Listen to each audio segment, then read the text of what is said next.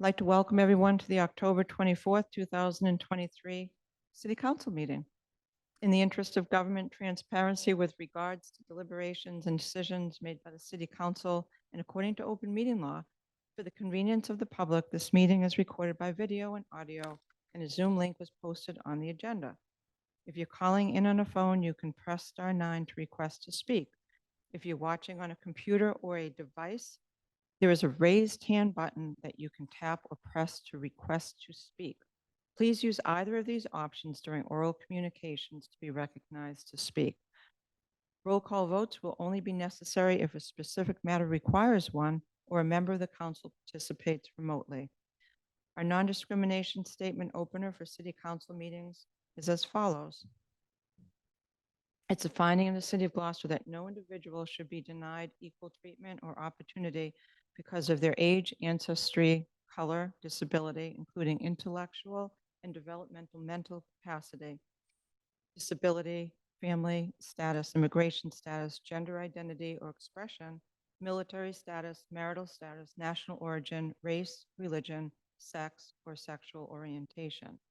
I'd like to begin by announcing the names of the city councilors that are here.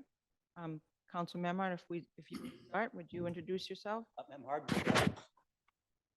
Jeff Worthley at large. Thank you. Tracy O'Neill, Ward 2. Jason Grow at large. Sean Nolan, Ward 5. Al Gilman, Ward 4. Jamie O'Hara at large. Frank Majota, Ward 3. Tony Gross at large. Thank you. And I'd like to introduce members of city staff that are here. We have Suzanne Egan, who's our general counsel. We have John Dunn, who is our CFO. We have David Fields, who is our community development director. We've got Kenny Coster, who is our auditor. And Nancy Pappas is here. And Tim Good is here. So thank you for being here tonight. First order of business, Madam Clerk. Flag salute and moment of silence. I'd like to ask Tony Gross if you would lead the salute in the moment of silence. Pledge allegiance to the flag of the United States.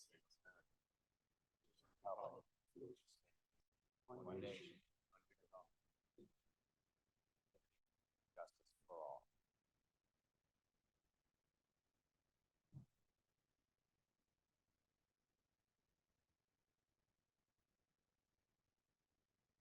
Thank you, Council.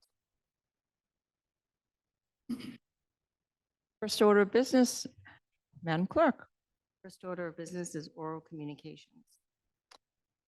Public shall have the opportunity at every regularly scheduled meeting to be heard under oral communications on matters not appearing on the agenda. Oral communications shall allow any resident who has a request or complaint of any nature relative to city business to appear before the council, state their problem without debate, and the matter shall be referred to the proper agency through the office of the mayor. The resident will be notified within a 2-week period relative to the disposition of same, and a copy shall be forwarded to the city council.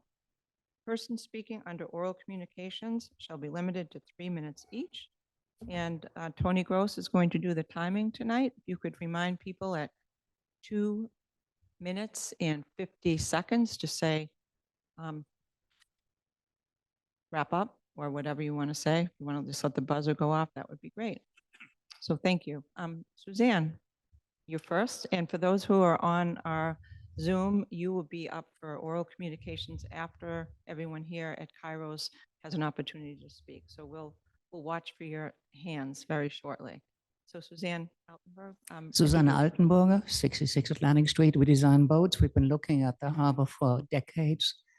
And as many of you already know, in 2002 rather, time flies, we noticed something really wrong with the fleet. From a design perspective, we recognized what it was. And we've been watching things ever since. Federal code has frozen the fleet in time. And so we've been watching how our city professionals and how outside harbor planning professionals are dealing with the matter. And as you've had for several weeks now, this 56-page report in dealing with 10 different plans, 2 on statewide fisheries and seafood, 1 for New Bedford, second opinion, and 7 for Gloucester. In none of these harbor or seafood or industry recovery plans do we find any reference to the Federal Code of March 1st, 1994, that has frozen our fleet in time as of the best and worst thinking of the early 1990s. There's no industry anywhere in this country that you can freeze in time for 30 years that will do well. There's plenty of folks with small business background on this council who know what I'm talking about. So you've had a good amount of time. I hope you folks have been doing your homework. I'm not going to administer a harsh pop quiz, certainly not tonight. But this is all based on work we did here in late January, early February of 2020. And you folks have had this report since February 16th of 2020. That's 3 years and 8 months ago. And I've been asking to give a presentation on the subject matter. It's the most important issue in our town, far bigger than anything else, including the MBTA overlay and that stuff. And so far, this council has not yet heard this. It's remarkable. 3 years and 8 months. Good thing is that the White House is on my side. The Ocean Climate Action Plan at whitehouse.gov, OCAP, passed in March of 2023, they explicitly emphasized the need for a climate-sensitive, low least carbon, sustainable fishing fleet, and thus a matching port economy.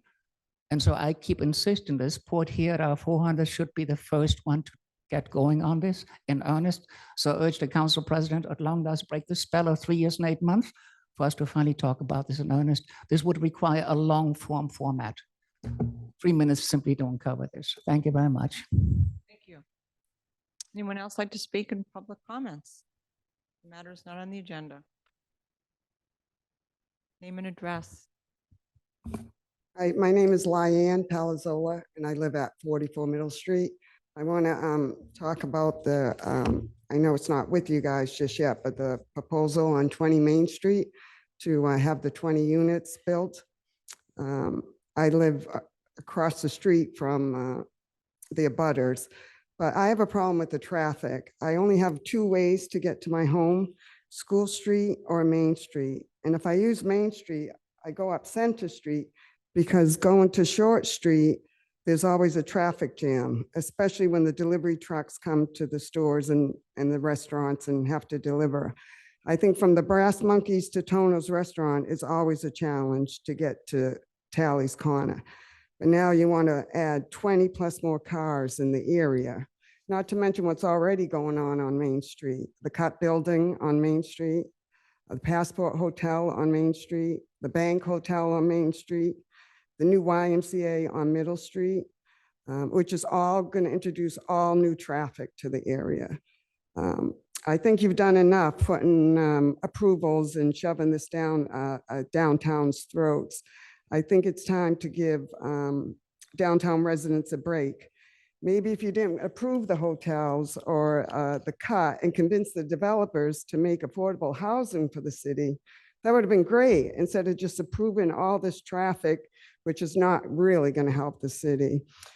I wish someone would have thought of that, but probably not, because I know none of you live in my neighborhood, so you're not affected by it. Lanesville, East Gloucester, West Gloucester, it doesn't affect you. So I'm just asking you to please stop the proposal at 20 Main Street. Thank you. Could I ask your name again? It's Lyanne, Lianne, Palazzola. You can spell it any way you want. Thank Thank you, you. Lyanne. I live in your neighborhood. Thank you. Next Tracy person. O'Neill. Okay, next person that would like to speak in public comments. Should have brought my cane, but I don't think I need it all the time. Name and address. My name is Joanne Aiello. That's Aiello. And I'm also talking about the 20 Main Street project. So I'd like to give you something to think about. I know that you will receive this later on, but I want you to think about some of the things that are of concern to me and to my 96-year-old sister who lives in my house as well. According to a recent edition of the Gloucester Daily Times, the Zoning Board of Appeals gave the developer permission to erect a multi-story building that would be 8 inches from the retaining wall of the family home behind it on 33 Middle Street and the mixed-use building at 35 Middle Street. And two, the board stated that a hearing was held and that there were no objections to the construction and had several letters in support of the project. Number three, the only thing that is holding up the construction right now is a legal challenge from the people at 35 Middle Street. So considering the above information, I respectfully request responses, not actual responses, but in consideration of these things. Did those who wrote in favor of the project know about the 8-inch allowance? Who among the members of that board would be in favor of the project if they did live at 33 or 35 Middle Street or any of the other abutting homes? Would like to ask the members of the City Council to answer the same question with a show of hands. I understand that you're not supposed to respond, but I really believe that if you did, your hands would still not be up. Nonetheless, if it did, I'm sure, if I did ask you that question, I'm sure you would think about it a little bit more carefully. As this construction would be 8 inches from a tall retaining wall, did the board take into consideration how the owners could maintain or repair the wall, especially when one factors in the inevitable weakening it would sustain from the vibrations of the construction process? Is 8 inches sufficient or even reasonable?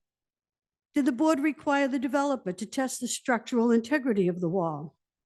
If and when the wall crumbles and impacts the buildings on Middle Street, which members of the zoning board or this council will take responsibility for repairing them? Will the city? Did the members of the board make a concerted effort to speak to the current abutters? Did they mute the abutter who did try to speak against it? Given that this is only one problem among many others too numerous to mention at this time, does the mayor or anyone in the city think it is advisable to move this construction to move forward? I want to add that I am aware that the planning board received another preliminary subdivision plan for the property at 20 Middle Street, said to be different from the one in question. Yes, okay, and that's it. I just want to make sure that I'm clear that I respectfully request your conscientious consideration of the concerns of the neighbors. Thank you, Joanne. Thank you. Who else would like to speak in oral communications? Name and address. Hello, my name is Saltanat Bertikeva. I'm owner of 33 Middle Street, the direct abutter to the proposed 20 Main Street multi-housing development project. I, along with other residents in the downtown area, and you heard two of our neighbors, have been speaking up against the 20 Main Street project for weeks now and sent our petition with about 200 signatures opposing this development to you. While this development proposal has not come forward to this city council's agenda, we are not waiting until it does to talk about it. We want you to be informed about it, and we want you to see and feel the level of public anger about this project, given the absolute lack of transparency and public engagement in its approval process, its horrifically massive scale and appearance, and the negative impact it will have on the abutters in the neighborhood. My husband and I were the absolute last people to learn about the 20 Main Street development this July while being direct abutters after it had already gone through the approval process at ZBA and HDC. We were absolutely not aware about any public hearing, and the entire neighborhood had no clue about this project either. The worry about the impact of this development on the safety of our property and our physical safety has kept us up for many nights. And I think if you were in our situation, you would feel exactly the same way. This project will negatively impact the safety of other buildings nearby. I can assure you that. This proposal cannot move forward in the way that it is being proposed, and we want you to vote against this development when it comes to, on your agenda. Housing for All, a local group that organized several meetings for candidates recently, published a letter in Gloucester Daily Times advocating for the 20 Main Street project a few days ago. The article is so misinformed, it is absolutely appalling. The authors of the letter say that this proposal is being blocked at the 11th hour. Well, really, how is it so? Housing for All is flatly lying about this because the proposal is being blocked by the outstanding lawsuit that has been in place for months by the neighboring condo. And after the neighborhood, including us, the direct abutters, learned about it and gave enough pushback, it only then received the amount of publicity that it got. There are so many problems with the 20 Main Street, like the traffic, parking, sewage, drainage, emergency response times by the first responders, actual safety of nearby buildings and the retaining wall, and the encroachment on the properties of abutters. Main Street is a tinderbox. If there is a fire, if there's any kind of fire, this development will be too close to our property and the fire could spread easily. And that's not implausible. Think of Maui in recent months, the fire that it had. As we head into the election in 2 weeks, I would like to note that we are closely watching all board and city meetings regarding this and all other development proposals, projects in downtown, because we have had enough of being ignored, dismissed, and kept in the dark. We, your constituents, do not owe you, any of our votes. If you want to get reelected, earn them. Listen to us, hear us very carefully and our concerns and our interests. So we would like to, if you, just last one note we would like to make is that we really seek leadership now. We want public engagement and take us seriously as we move forward with this development being shoved down our throats against our public interest. Thank you. Thank you. Anyone else like to speak in oral communications that is here in Kairos? Seeing none, let's look on Zoom and see who's got a hand raised. Patty Amaral. Madam Clerk.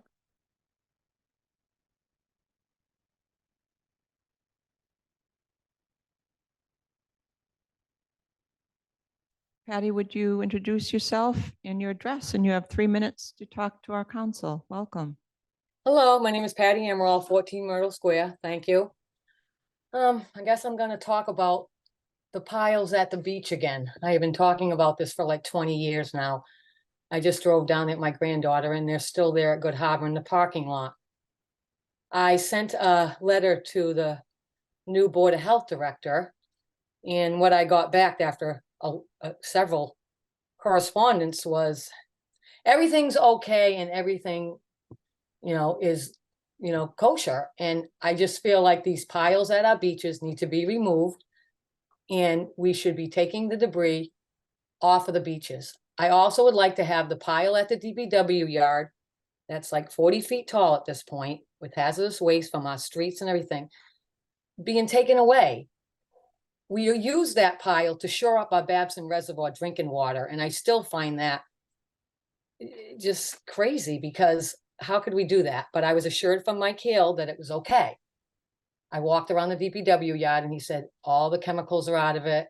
Everything's fine. We can use it to shore up our drinking water. Okay. But still, let's get rid of that pile. Perhaps we could have the compost pile there. I said that at a meeting recently. I don't know which one. And let's start doing some action here on things that easily can be fixed. I know you probably have to write a grant for that hazardous waste pile at the DPW at this point, but it's only growing larger and we can make something else of it. So let's work together and hopefully we can get this done and not another 20 years because I might not be here to talk.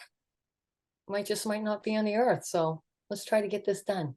Thank you very much. Have a great day. Thank you, Patty. Anyone else like to speak to us on Zoom? Seeing none, next order of business, Madam Clerk. Order of business is the presentation by the Gloucester Racial Justice Team. We'd like to ask that Nancy Goodman and Mache come up and introduce McCaffrey. Point of Thank you. information. It's so nice to have you both here. And if you would introduce yourselves One has a to hand us. on them. We're looking forward to this presentation. Madam Chair, there is someone who has a hand up. I don't know if she missed the opportunity or if she's part of this presentation. I just want to draw your attention to that.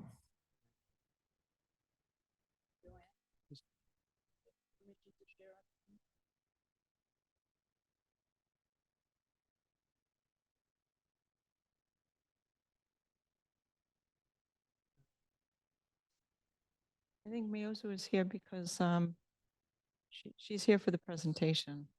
She's on the Human Rights Commission.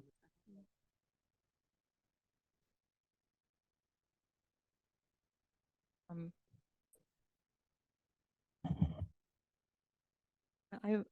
Joanne, I have no problem bringing her in. She wants to. Okay, and Tony Borges is on the call as well, and she is the chair of the Human Rights Commission. So we're excited that they're here to watch your presentation, Nancy.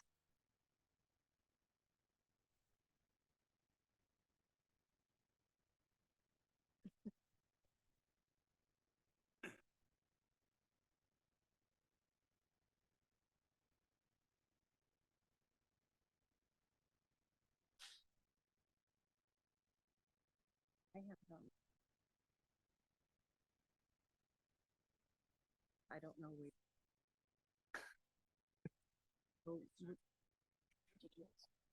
For those members of the public, this is our, I think, fourth hybrid meeting, true hybrid, and we're learning the ropes of both having it live and with people logging in. So that's some of the nuances that we have right now. So.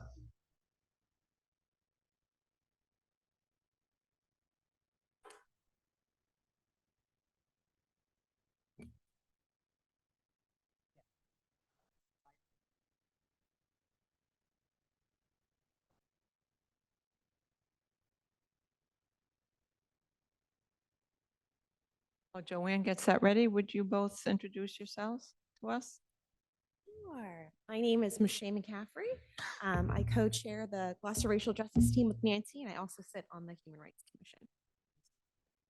Oh, I live at 7 Castle Hill Road. Are we being loud enough? I'm just wondering, was that?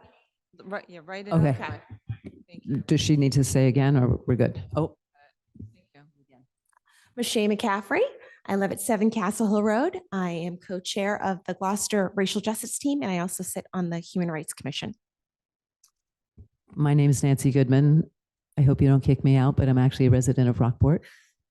My entire working life has been in the city of Gloucester, and I have a lot of attachments and affection here. So I serve as co-chair with Michelle on the Gloucester Racial Justice Team.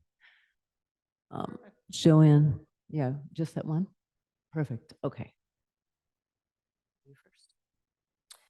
Good evening, everyone. Thank you for taking the time to speak with us tonight. You, the City Council, and are the people who help to mold policy in Gloucester, and we, the Racial Justice Team, want to support you by expanding your understanding of racial justice. We are aware that many of you have learned about racial inequities by reading The Color of Law. This evening, we want to continue that conversation. Go to the next slide, please. Here is a graphic that can bring us and you to mutual understanding of the main problem. Let's take a moment to look at the first image. Using the ability to watch the game, the first frame shows our society's current status, with the cartoon labels reality. In short, some people have tremendous advantages while others can barely make it, and the little one in purple can't even see the game at all.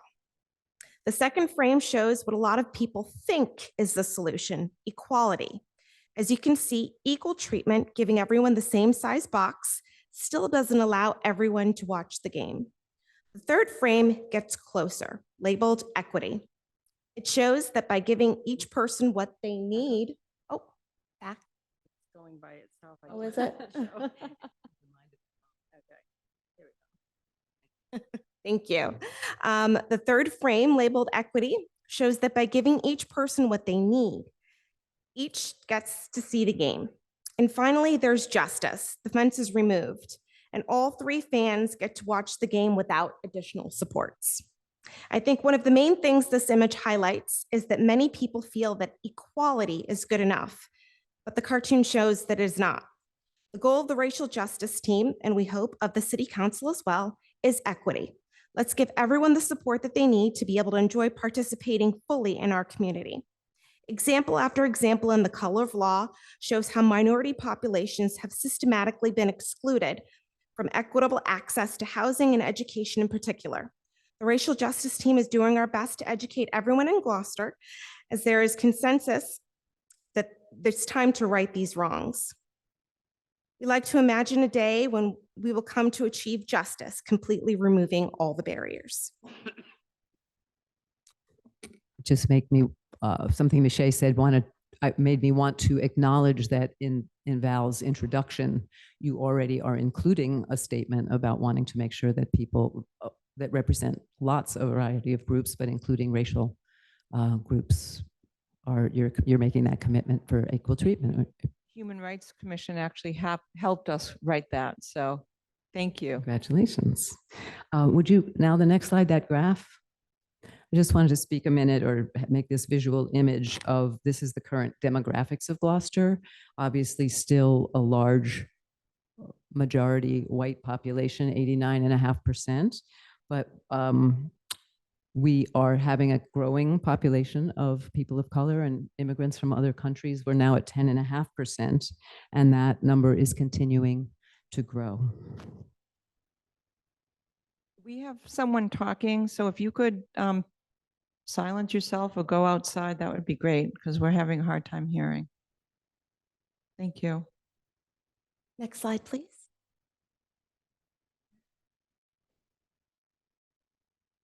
The Gloucester Racial Justice Team was founded in 2020 and works towards a city where everyone who lives, works, and visits here feels like they belong. Our target audience is this white majority residents of the city. Some believe the people of color do not deserve equal treatment, while some believe equity is essential to the meaning of community. Wherever a resident is on the spectrum, both they and the wider community will benefit from ongoing education about race and the ways to dismantle this inequitable stronghold on our society. So yeah, next slide, please.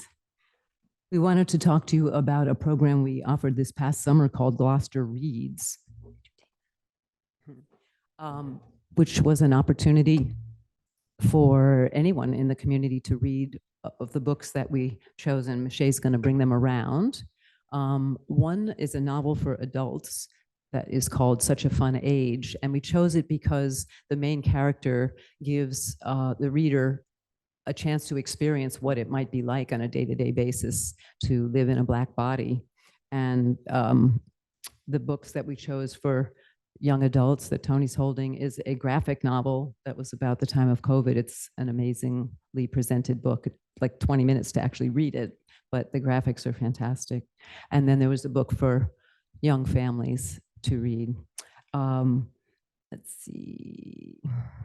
We had 21 local organizations help us in one way or another, either by publicizing the program, helping us financially, or actually hosting a discussion group. And then 18 community members stepped forward to be trained to lead those discussion groups, of which there were 8 that attracted 54 participants. And then Gloucester Stage Company hosted another 50 people at a virtual authors talk with Kylie Reed. We want to extend a thank you to Mayor Verga for attending that virtual authors talk. We asked people for feedback, including the question, what did you learn? And we just have 2 quick quotes. People said, I learned about the subtleties of racism, how easy it is to make assumptions and judgments about other people's experiences. And a second attendee wrote, I need to deeply listen to the experience of Black people and learn something in the process. The racial justice team feels really fortunate to have had such amazing community support and participation in this initiative. And we've actually started talking about whether to have a Gloucester Reads 2024. So stay tuned. Next slide. While we have your attention, we also want to take this opportunity to ask that you help us with another task.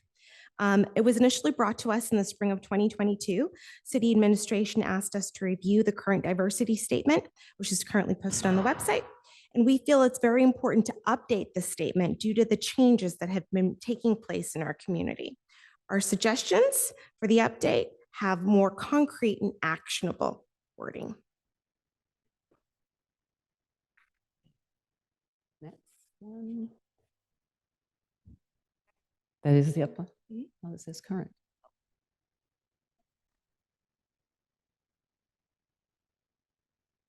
There we go. I was just going to read what we're suggesting. The City of Gloucester is committed to fostering diversity, equity, and inclusion in our workplace and in our interactions with the public who are most impacted and least represented. Gloucester strives for a city culture that fosters a sense of belonging for all. We provide opportunities for everyone to participate equally and fully in their neighborhood and in the city at large. We help develop each employee's capacity to confidently and competently engage within and across different cultures. The city has a zero tolerance policy for verbal or physical harassment, discriminatory or threatening behavior by any staff member toward another staff member or toward a member of the public.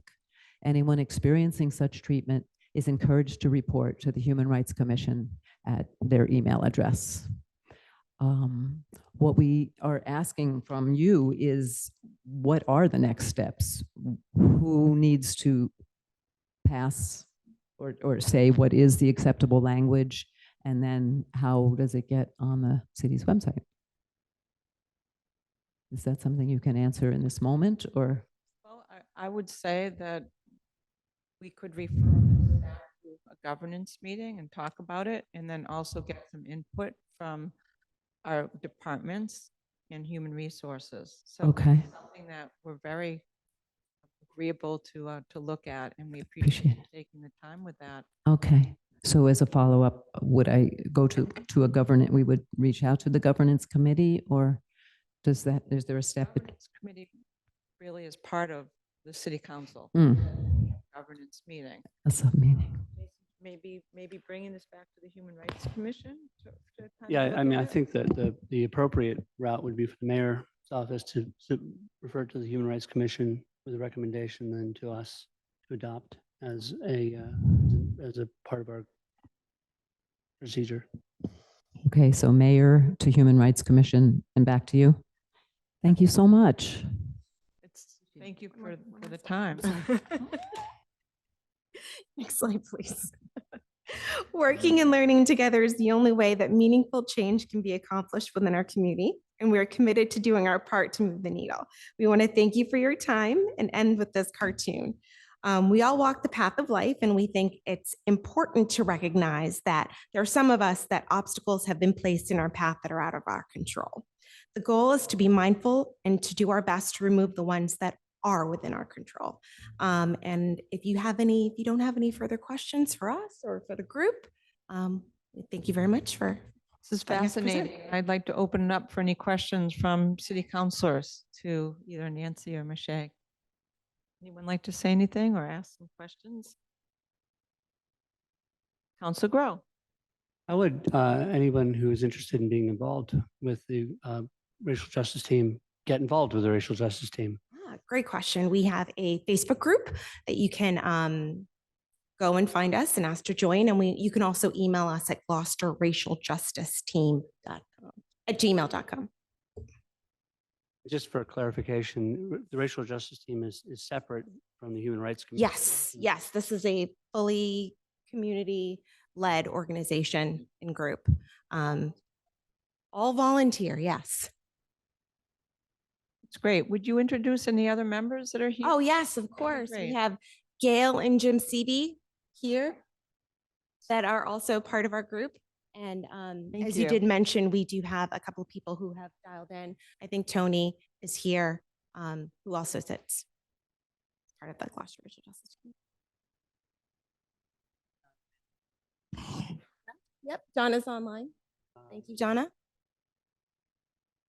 Tony Borges, we already introduced. Any additional questions for us? All right, thank you so much. Oh, wait, thank you so much. Oh, wait, hold on. Council Nolan would like to say something. I don't want to hold you up after a great presentation.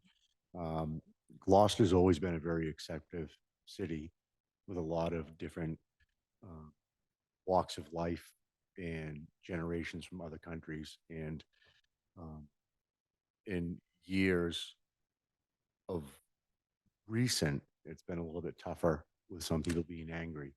And what you guys are doing is definitely 100% awesome. We need to continue with the way that we treat people, and everybody is equal. And thank you for all your hard work. I'd like to add to what Council Nolan just said. One of the books that has really inspired me is the book Gloucester Encounters. And it's a 400th book, and it's written by 37 wonderful authors, including Councilor Gross. And one of the nice things about it is that almost every single article by these 37 authors in Gloucester reflects back to our beginnings and the types of immigration that we had here and the types of acceptance. And it's really quite a moving 400th experience. So if you haven't bought it, haven't read it, I would strongly urge you to, because it is just second to none. And it just moves me, every single article. So we're very blessed. Even Patty Amaral is in that as well, who is speaking tonight. And oh, of course, yeah. How many of you have done an article in Gloucester? Raise your hand. Okay. Awesome. It is a moving book, and I totally recommend it. It's part of the 400th, and you learn so much about our culture and why we're such a great place to live. Anyone else like to say anything? Tony Gross.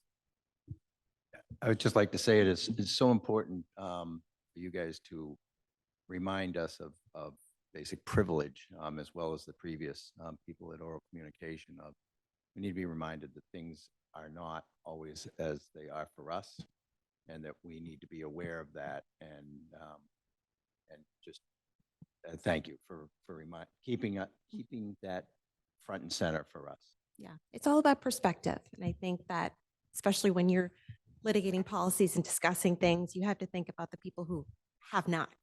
And I think if you are keeping them at the forefront of your mind, you're going to be able to make better laws, better systems, better processes that really help everyone. Great, thank you. Any other questions? Council Worthley. Thank you. I just want to say thank you for coming tonight. I hope you felt welcomed here and always feel welcome. If there are suggestions that you have specifically about how this council or future councils can be more welcoming, please share those with us. And also, as we discuss zoning changes, the transit-oriented district, I think it'd be great to have your voice heard there. I'd love people to refer to you regularly to help us vet some of these things, because not only the people show up matter, everybody matters. And I hope that you feel welcome here. But if there are at points or times you can help us, please do. Thank you. Felt very welcome, and we are able and willing to jump in and give another ear or perspective wherever you let us. Thank you. Thank you. Nancy and Michelle and Human Rights Commission and the Racial Justice team, thank you so much. Appreciate it.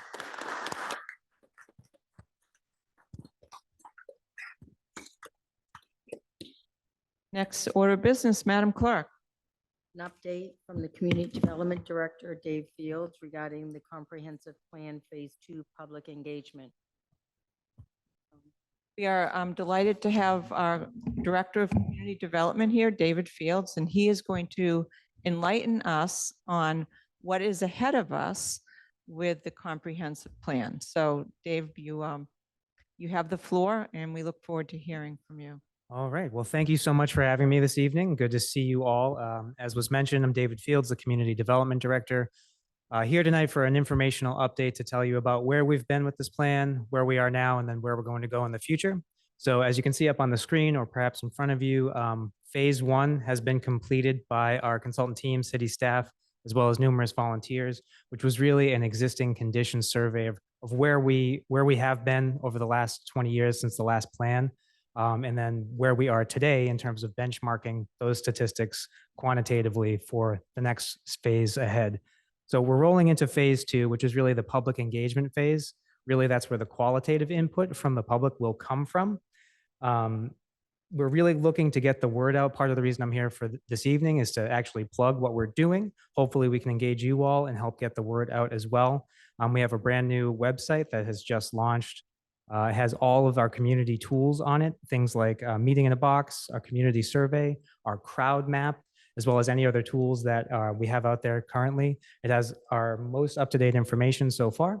So we're looking forward to working with you, looking forward to working on the plan.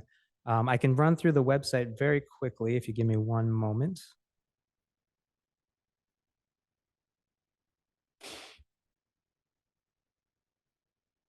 So in order to get to the website for those watching at home, it's right under the residence tab. You can scroll down right over here on the left. It's comprehensive plan. Takes you right to the new website. It's all updated. It's all live. It can be found as well on the planning board page as well as the community development page. So really, we do need your help in getting the word out. We're happy to engage anyone who wants to discuss, and we're looking forward to the next phase. Great, so easy. Thank you. Any questions, counselors? Counselor Grow? David, thanks for coming in for this. I got to ask the obvious question. The comprehensive plan is running most of next year. The MBTA TOD overlay district needs to be finalized and approved if we're going to be in compliance by the end of December 2024. How are we going to simultaneously work on both projects at the same time? Because as you probably can guess, the MBTA TOD discussion is going to be lively. And we're going to have public hearings and public meetings and public outreach and communication from the community on that at the same time that you're doing the Gloucester comprehensive plan. And I know that they're supposed to be somehow aligned, but at the same time, they're two beasts in the same cage. And we're going to have to try to figure out how to work out how we're going to get that done in the time that we need to do. So I leave it with you. Sure, absolutely. You ask the easy ones, right? What we're planning on is front loading this conversation as much as we can with conversations around housing.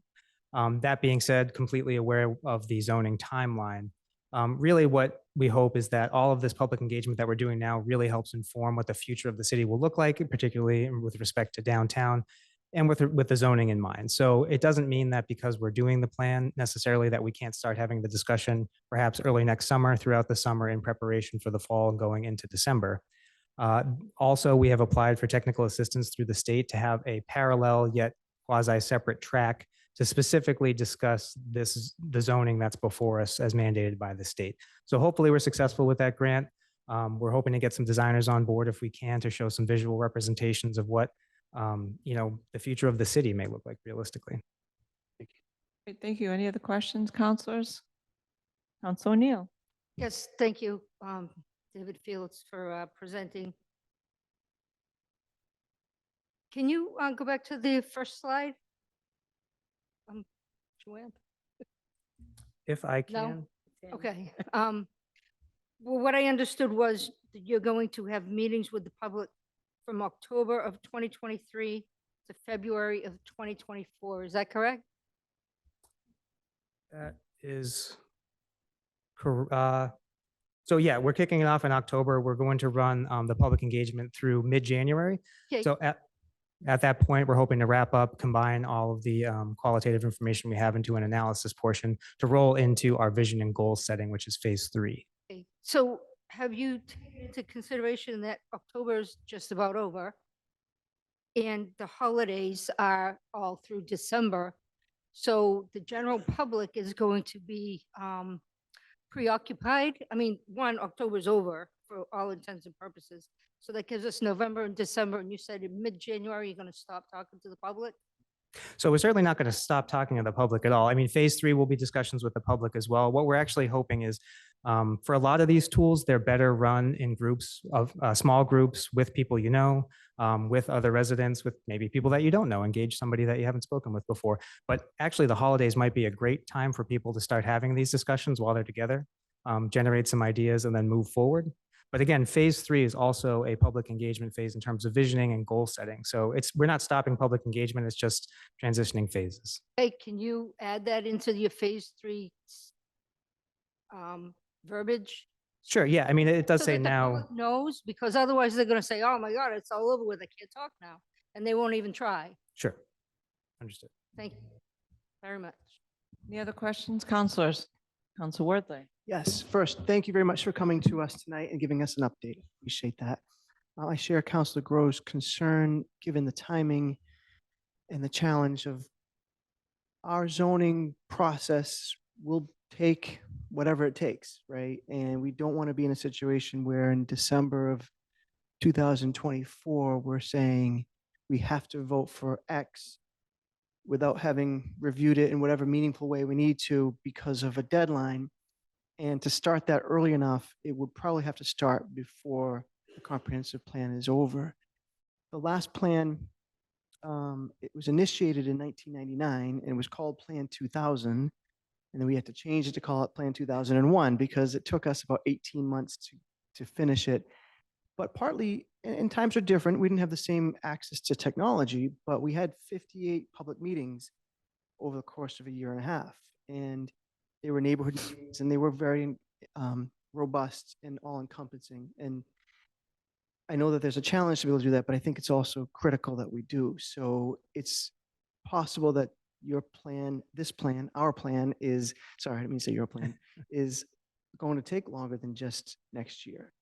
And I think, I don't want to put words in Councilor Grove's mouth. I think what we're saying is we might need some other specific, potentially paid for technical assistance to manage that process.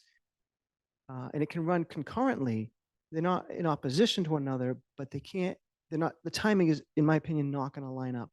And I'd hate to be in a situation where we're November, December of next year, we vote for something that's it complies, but it isn't necessarily, it's not compatible with what people in Gloucester need and want and deserve. So, and I don't mean to say that's one way or another how it ends up coming out, but we need that help. And I wouldn't want to burden the comprehensive plan and try to rush that. So I guess I'm trying to say, good luck on the plan. Let us know how we can help, but also can you take the message back to the administration that the next council will need some effort that's going to not necessarily coincide with the master plan. Thank you. Councilor Memard had his Yes. hand raised. Thank you again, David. I think it's clear that we need to roll up our sleeves and dig into this and get going. And the election itself coming up on November 7th is a good opportunity. I have citizens who are concerned about the 20 Main Street development that we've just been hearing about, that are prompted by that to want to get together now and use your tools in the box in a small community meeting to try and generate and share some of their concerns. So we need to step up, I think, all of us, and get this ball rolling. And now that you and your consultants have designed and released these tools for us, now is our time to go to work and engage our constituents as best we can and get them involved in giving you and the rest of the city feedback. Thank you. Thank you. I appreciate it. David, I have a question. Yes. Can you elaborate a little bit on the creativity of tools in a box? I mean, Sure. tell me, visualize what your planning team is thinking. Sure. Because that will help us figure out how we might be able to fit in as well. Yeah, so our meeting in a box tool, it's really it's a brief community survey, but it's also a way to engage from a facilitation standpoint with smaller groups. So whoever's facilitating, it could be one person, it could be multiple people. It's really just a way to get ideas and feedback from the public and the residents and whoever you're meeting with. There's multiple sections laid out, so you don't have to do the entire meeting in the box, the whole component of it. You can just pick and choose, say you really want to talk about housing, there's a housing section, you can focus in on that. There's several questions that prompt you for discussion. So it's really helping somebody who may not be versed in facilitation lead a discussion to get robust feedback. It's really just a tool to help you have those conversations, whoever is using them. I do want to plug, sorry, we are at several tabling events. I just came from our very well-attended energy fair this evening, plugging the comprehensive plan. So we'll be out and about in the community as well. So I'm asking you for assistance, but we'll also be doing our best on our side too. So is nothing out of bounds in terms of the types of venues that you're visualizing? No, I mean, as long as you stay safe, wherever you want to do them is fair game. If it's at the kitchen table, that's wonderful. If it's at the senior center, that's great as well. If there's some way we can help facilitate by finding a location, let us know. We're happy to do that. And are you envisioning kind of a facilitator's guide or a train the trainer for ward counselors or counselors that might want to have some of these sessions with their constituents? Yeah, absolutely. So the guide is pretty good in itself for the meeting in a box. I think, anybody who's been to a public meeting before can probably look at that and get a good handle on what it is that they need to do. That being said, there was a presentation last week with the planning board where the consultant did run through very much in detail everything that there is to do. We have that as a video clip that we're going to be posting on the website as well. So if you have any questions about it, it's short. You don't have to watch the entirety of it. You can fast forward right to the meeting in the box segment. They run through the crowd map as well as the community survey. But if you're looking specifically for that, you can watch that video. And then we're available as well. If anybody really has detailed questions and you're having anxiety and you can't get your head wrapped around it, please just reach out. We're happy to help. And I have a final question, and then we're going to go to Tony, but I typically don't ask so many. My final question is, where can people find the data from that initial kickoff that we had? Because that was just a very collaborative meeting with a lot of heart, and I'd love to just guide people to where they can find the summary of that exciting kickoff day. Sure. Yeah. So on the website, there is an entire existing conditions report that I had mentioned previously. So there are links up there to the data that was collected that day, as well as the demographic data that was provided previously. So it's all up there. We'll keep adding to it as things roll in. It's a living web page, living document. Great. Council Gross. Yeah, David, I'm looking at the meeting in the box thing on the website here, and you talk about activities, and something that struck me is the lack of data to help form so that there's a baseline. It's like, who lives in Gloucester? It's one of the questions that you have. And then who lives here? What different types of housing are available? The common people sitting at the kitchen table with their neighbors aren't going to necessarily have that information. What kinds of jobs are available? Everybody will have, their anecdotal and what they know, but we won't have, the exact data. Is there going to be something that's going to be able to give us the real time data that you guys have of what's currently here? Sure. So it is all public. As I mentioned, there's the existing conditions report on the page. It's pretty digestible. I've seen reports before, particularly from the US Census, that are not digestible and not easy to read. What the consultants provided is pretty good. Certainly plug that. It's on the website. It's easily available if anyone wants to look at it. But I think that section on meeting in the box and any of those other sections, we're really looking for more of a qualitative approach. So it's asking you more of, what do you see in Gloucester as a participant in that meeting? And less what the numbers say, because we have the numbers from phase one. We're looking for phase two, really just feedback from the public on what their Gloucester is to them. What do they think the identity is, and where do they want it to go? If that makes sense.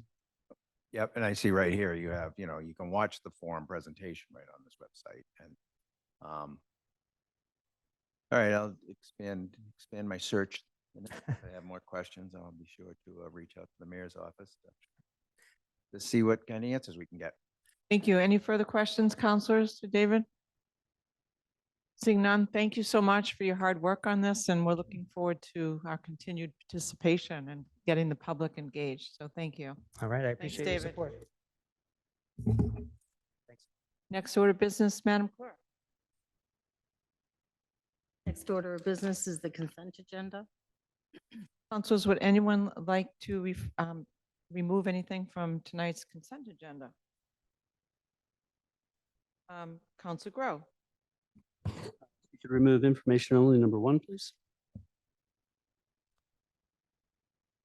Okay. Anyone else? Council O'Neill.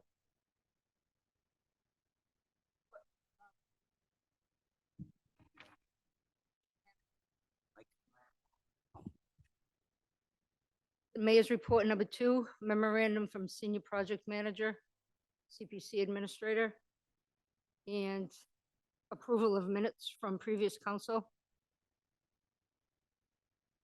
Which one of that? There's Number number 1, one. sorry, yep, So the city council meeting of October 10th. yes. Okay. Any further removals, Counselor? Anyone like to move to approve the consent agenda as? Council Gilman, I'd like to just mimic Councilor O'Neill on number 2. Okay, so yeah, we can all join in on that, sure. So back to the motion. I'd like to ask that some. Moved. Okay, Second. Counselor Grow and seconded by Counselor Memard. We don't have to do a roll call vote because we are all here. So all in favor, say aye. Aye. Aye. All opposed, say no. The ayes have it. So now let's go back to the first item is a statement of apology from Gloucester Council Grow regarding comments made at the September 26, 2023 City Council meeting. You have the floor. Thank you very much, Madam President. And if the council will indulge me, I'd like to read this as per our redefined rules of the consent agenda by grace that we can actually debate issues that are on the consent agenda.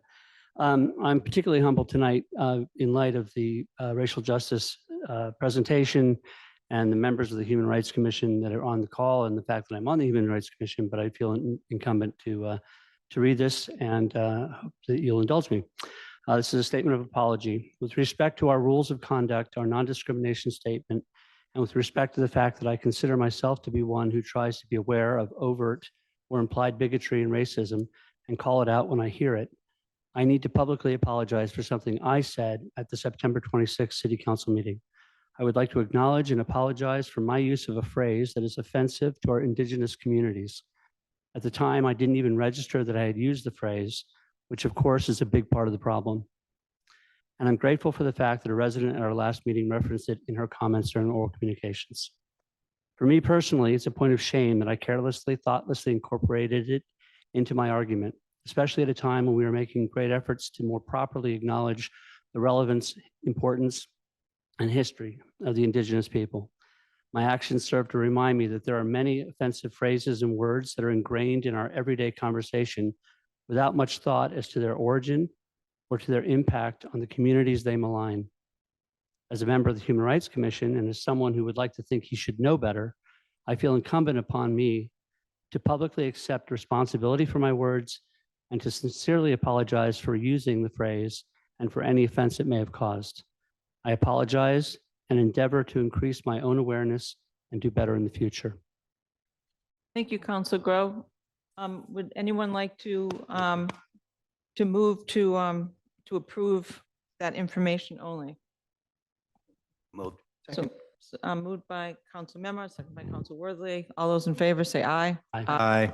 Thank you, Councilor. So now we'll go up to the top. Memorandum from Senior Project Manager, CPC Administrator regarding recommendations for Community Preservation Committee Round 14 Fiscal 23 funds, and that is to refer that to B and F. So you started, Councilor O'Neill, so on the referral to B and F. Okay, thank you. I just want to bring it to the public's attention.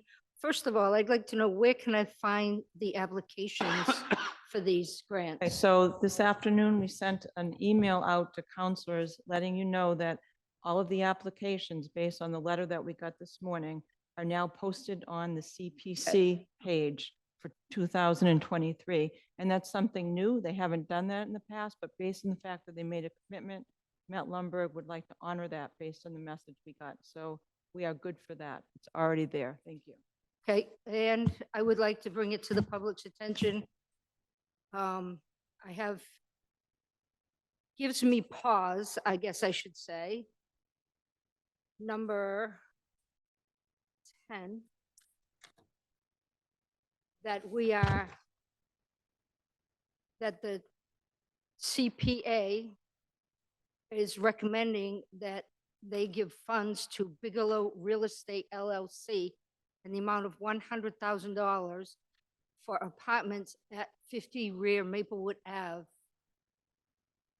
This is a developer, and I don't understand how the city is giving $100,000 to a developer when we can't pay our teachers a living wage. I have issues with other items on this CPA. I just do. It's Manship Artist Residence. I don't need, there's no, I looked in the summary, I couldn't find an address for Manship Artist Residence. I don't even know what that is. I've been told what it is, but I've never seen it. I've never been there.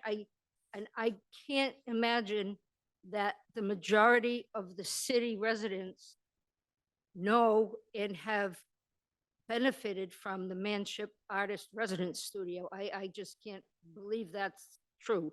And I don't know what the Beauport Chimney #4, Beauport Chimney Preservation is. And I understand this needs to go to BNF, but I want the public to know before it goes to BNF, because a lot of people don't attend Budget and Finance Committee meetings, me included. And it's going to come back to the city council. So I think people need to be aware that there's $891,469 of your tax money being spent on pet projects. Thank you, Counselor. Counselor Grow. I can't speak to exactly the reasoning behind what the application was for the Maplewood Avenue project, but that is a 40B project of which 25% of the units are going to be deed restricted affordable at 60% AMI. I And understand that. let me finish, please. One of the specific goals of the CPA was to provide funding for affordable housing. So this is going directly towards the creation of, I believe, seven affordable units that are going to be at 60% AMI, which frankly I wasn't particularly enamored with the project itself, but at 60%, it truly is affordable, and that's my understanding of what the grant was for. Okay, can I rebut that? Well, I'm not arguing it. Yeah. go ahead, but we are bringing this, we're referring this to Right, BNF. but- That is the purpose of the consent Right. agenda. Right, exactly. Right, So- but the whole idea of taking something off the consent agenda is to discuss it, right? Okay, so this is a controversial site at best. Some say it's wetlands. I grew up there. It was known as Nossa's Swamp. So there's big problems with that area. So for the city to give a developer $100,000, whether it's 40B or whether it isn't, is questionable to me. So, and these other things are questionable to me as well. So I just want people to know. I think everyone knows that they can now look on the CPC website and get all of the applications in depth. So it's also, a lot of this information is in the packet for tonight's meeting. I think Counselor O'Hara had his hand raised, and then Counselor Gross. Thank you. No, my question was answered pertaining to the applications, that they are on the website, but possibly, Councilor Gilman, we could make the Budget and Finance when this comes before them a meeting of the whole, because I'm sure there'll be ample questions. Thank you. I have no problem with that. Council Memard? Of course. Okay, so we will make that as a committee of the whole so we can all participate. Okay, thank you. Council Grow, your turn. Gross. Oh my gosh, I'm so sorry. I just want to make something clear, also because it was stated for the public interest that this money cannot be spent anywhere else. This money is raised as the voters voted for CPA funding, 1% addition over the 2.5%. The voters voted for this, and it is dedicated money for the purposes of the CPA, which I don't want to get wrong and state now, but it's housing, it's historic preservation, space and recreation. Clean So water. it has only those. So I wanted the public to be aware that this is not money that is in the general budget to be used for anything other than these purposes. So And that the state, in addition to the tax levy that we've agreed to, the 1%, the state also provides a match. Last year it was about 40%. This year it's around 20%, in addition to the locally raised funds. It's a complicated subject, but it's a fascinating. And housing for local families, I believe, is the way it was written on the ballot. And it was last on the ballot as the question was written on the ballot. It was open spaces, et cetera, because I don't want to misquote it either. But housing for local families was last. And I believe that's how it was written. Just so.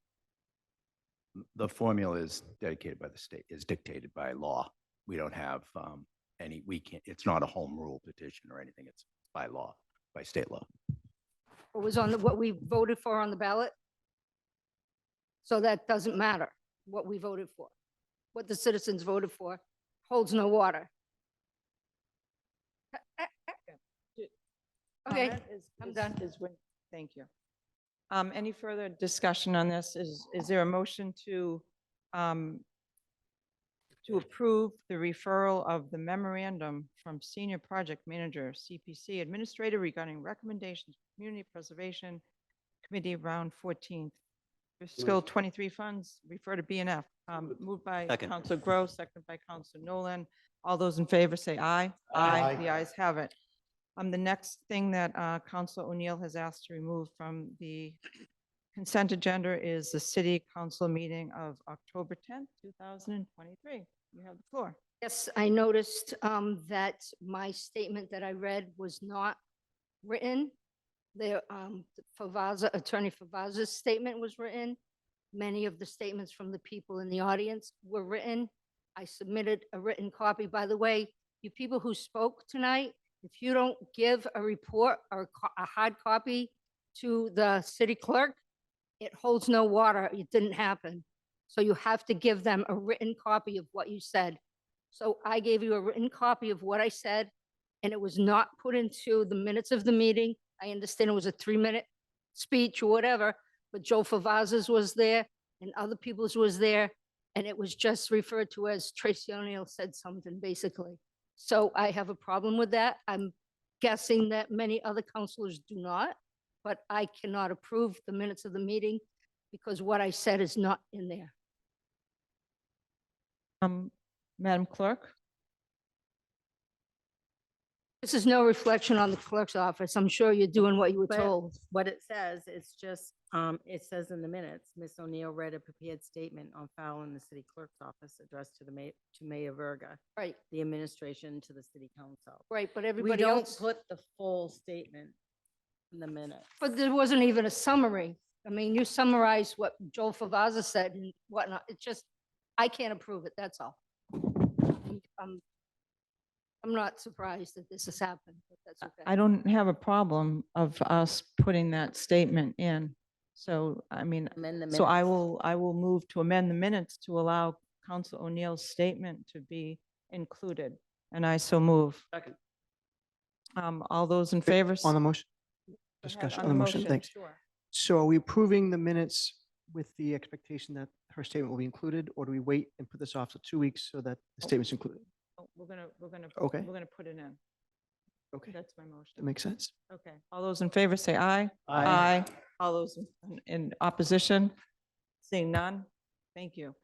So I think we just voted that. We need to move the approval So of we the move, minutes. we now need to approve the minutes of October 10th, 2021. So moved. Second. Moved As- by as Counsel amended. Grow. Amended. As amended. Yeah, we Okay. already did that. Council Grow, and then seconded. All those in favor say aye. Aye. Aye. The ayes have it, 9 in favor, 0 opposed. Next order of business, Madam Clerk. Is the Budget and Finance Standing Committee report of October 19th. Council Memard, the floor is yours.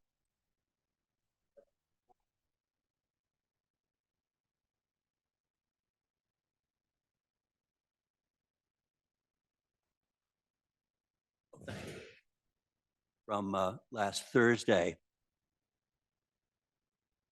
So we had 4 items before us at Budget and Finance. The first was memorandum from our police chief requesting acceptance of a fiscal year 2023 bulletproof vest grant in the amount of $19,776.72.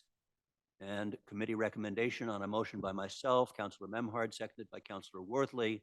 Budget and Finance Committee voted 3 in favor, 0 opposed to recommend that the City Council accept under Mass General Law, Section 4453A, a U.S. Department of Justice fiscal year 2023 Bulletproof Vest Program Grant passed through the Massachusetts Executive Office of Public Safety and Security in the amount of $19,776.72 for the purpose of purchasing 19 ballistic vests for the Gloucester Police Department officers The federal portion of the grant is $9,888.36, and the state portion is the same $9,888.36. The grant period is through August 31st, 2025, and there is no local match for this grant, and I so move. Second. Motion's made by Council Memard, seconded by Council Worthley. Is there a discussion or a narrative, Council Memard? Very briefly, we discussed with the chief improvements that are made to bulletproof vests. Their weight is somewhat less than it used to have been. They do have a expiration date, just like soup in a jar. And after a period of time, they need to be retired and replaced. And this grant allows for the police department to replace 19 of these bulletproof ballistic vests. Further discussion, councilors? From Council Grow. I just wanted to, as a point of interest, I asked Kenny Costa if he could let me know how much we get in the city in grants every year. And I just wanted to point this out tonight because I think it's really important for people to understand the importance that these grants play in receiving the kinds of goods and services that we need to run the city properly. And this last year, we received over $20 million in grants. Now, that's all grants to the city and the schools and CDGB. But over the last 5 years, he says we've averaged over $14 million in grants. And a lot of these are grants that are applied for by department heads to augment their own budgets. And I think it's really important to recognize, one, that they can be very complicated to get through and to apply for, but how invaluable they are to the general operation of the city. And just sort of take a moment of gratitude for all the department heads who take the time to research these grants in the grant department, because without that, if we needed these things, they'd be coming out of the general fund budget, or we'd be doing without. So. Thank you. I just want to take a moment to let everyone know that Jill Cahill, our CAO, has been on the call, and I didn't introduce her sooner. So I just want you to know that. Any other discussion on this matter? Seeing none. All those in favor say aye. Aye. All those opposed? The ayes have it. 9 in favor, 0 opposed. Next order of business, Council Memard. Yes, thank you. The second item from Budget and Finance Committee from last week is a memorandum from our Assistant DPW Director, Mark Hall, requesting acceptance of calendar year fiscal 2023 recycling dividends grant in the amount of $16,800. And on a motion by myself, seconded by Councilor Worthley, Budget and Finance Committee voted 3 in favor, 0 opposed, to recommend that the city accept under Mass General Law 4453A state recycling dividends program grant under the Sustainable Materials Recovery Program from the Massachusetts Department of Environmental Protection for $16,800 for the purpose of enhancing the City of Gloucester's waste reduction programs. The grant has no match, and if unused, funds may be rolled over to future fiscal years. And I so move. Second. Motion's made by Council Memard, seconded by Council Worthley. Is there a narrative, Councilor Memard?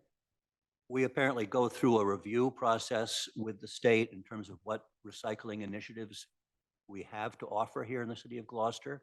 Councilor Worthley asked several good questions at our meeting with Mike Hale with Mark Cole regarding what we qualify for and how we could increase these funds. And our understanding from the DPW folks is that we're pretty much maxed out and what opportunities are available to us. Others might include having a full-time transfer station at the DPW yard, which would not be practical in terms of people dropping things off and staffing it. I don't know if Councilor Worthley wants to add anything to that. I'd be happy to. So we get this grant every year based on a certain performance, and the performance is really how our citizens are recycling, and it's obviously a tonnage that's removed from the waste stream. I had asked if there's things that this council could do to help promote that, and he did say that the staff is pretty maxed out on whatever efforts they're working on right now, but he said he'd get back to us with a list of other ways that we might be able to help spread the word and through our networks. And so I'm happy to support the grant without that list, but he did promise that at some point he'll come forward with some ideas. So I'm encouraged. Okay, thank you. Any further discussion, councilors?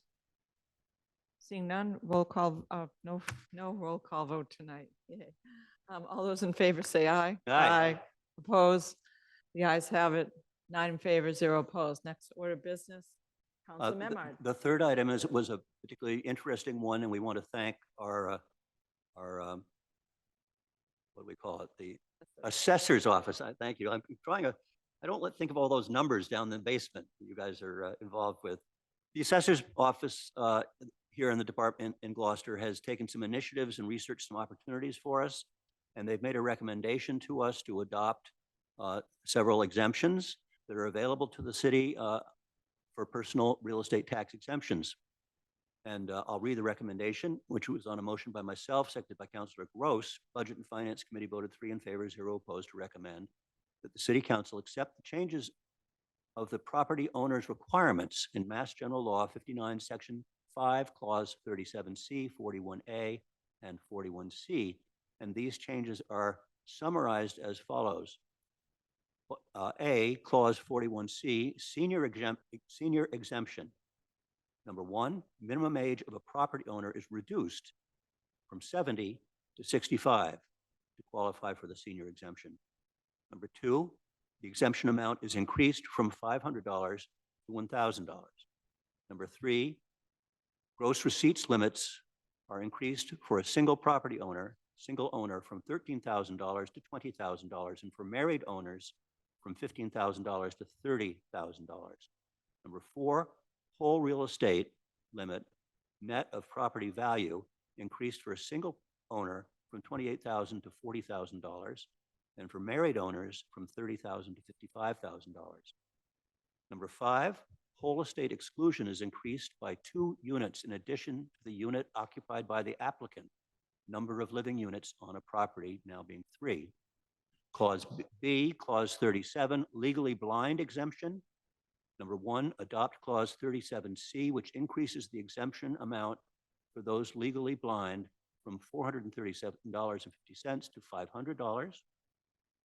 And C, Clause 41A, tax deferral. Number 1, gross receipts limit increased from $30,000 to the income limit established by General Law C 62, Section 6K for the circuit breaker state income tax credit for single seniors who are not heads of households, currently $64,000 and subject to annual adjustment. And I so move. And Second. And members of the department are here to answer any questions that councilors might have. And again, I appreciate the initiative that they've taken to bring this forward as an option for us to offer our taxpayers. Council, I'd like to amend the motion by stating that it's 37A, not 37C. So moved. Moved and seconded. No roll call vote. Just simple vote. All those in favor say aye. Aye.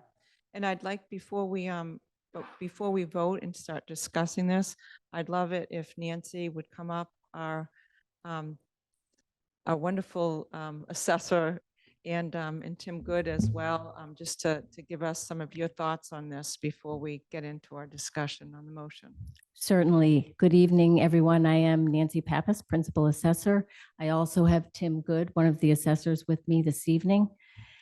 At the directive of the mayor and in conjunction with the CFO, we were asked to look at the local options available for personal exemptions to determine what would be financially feasible for the city to adopt and what would provide a greater benefit to the eligible taxpayers. Currently, the city has a variety of personal exemptions available. The most common are for seniors, surviving spouse, veterans, and legally blind. There are approximately 300 exemptions granted annually.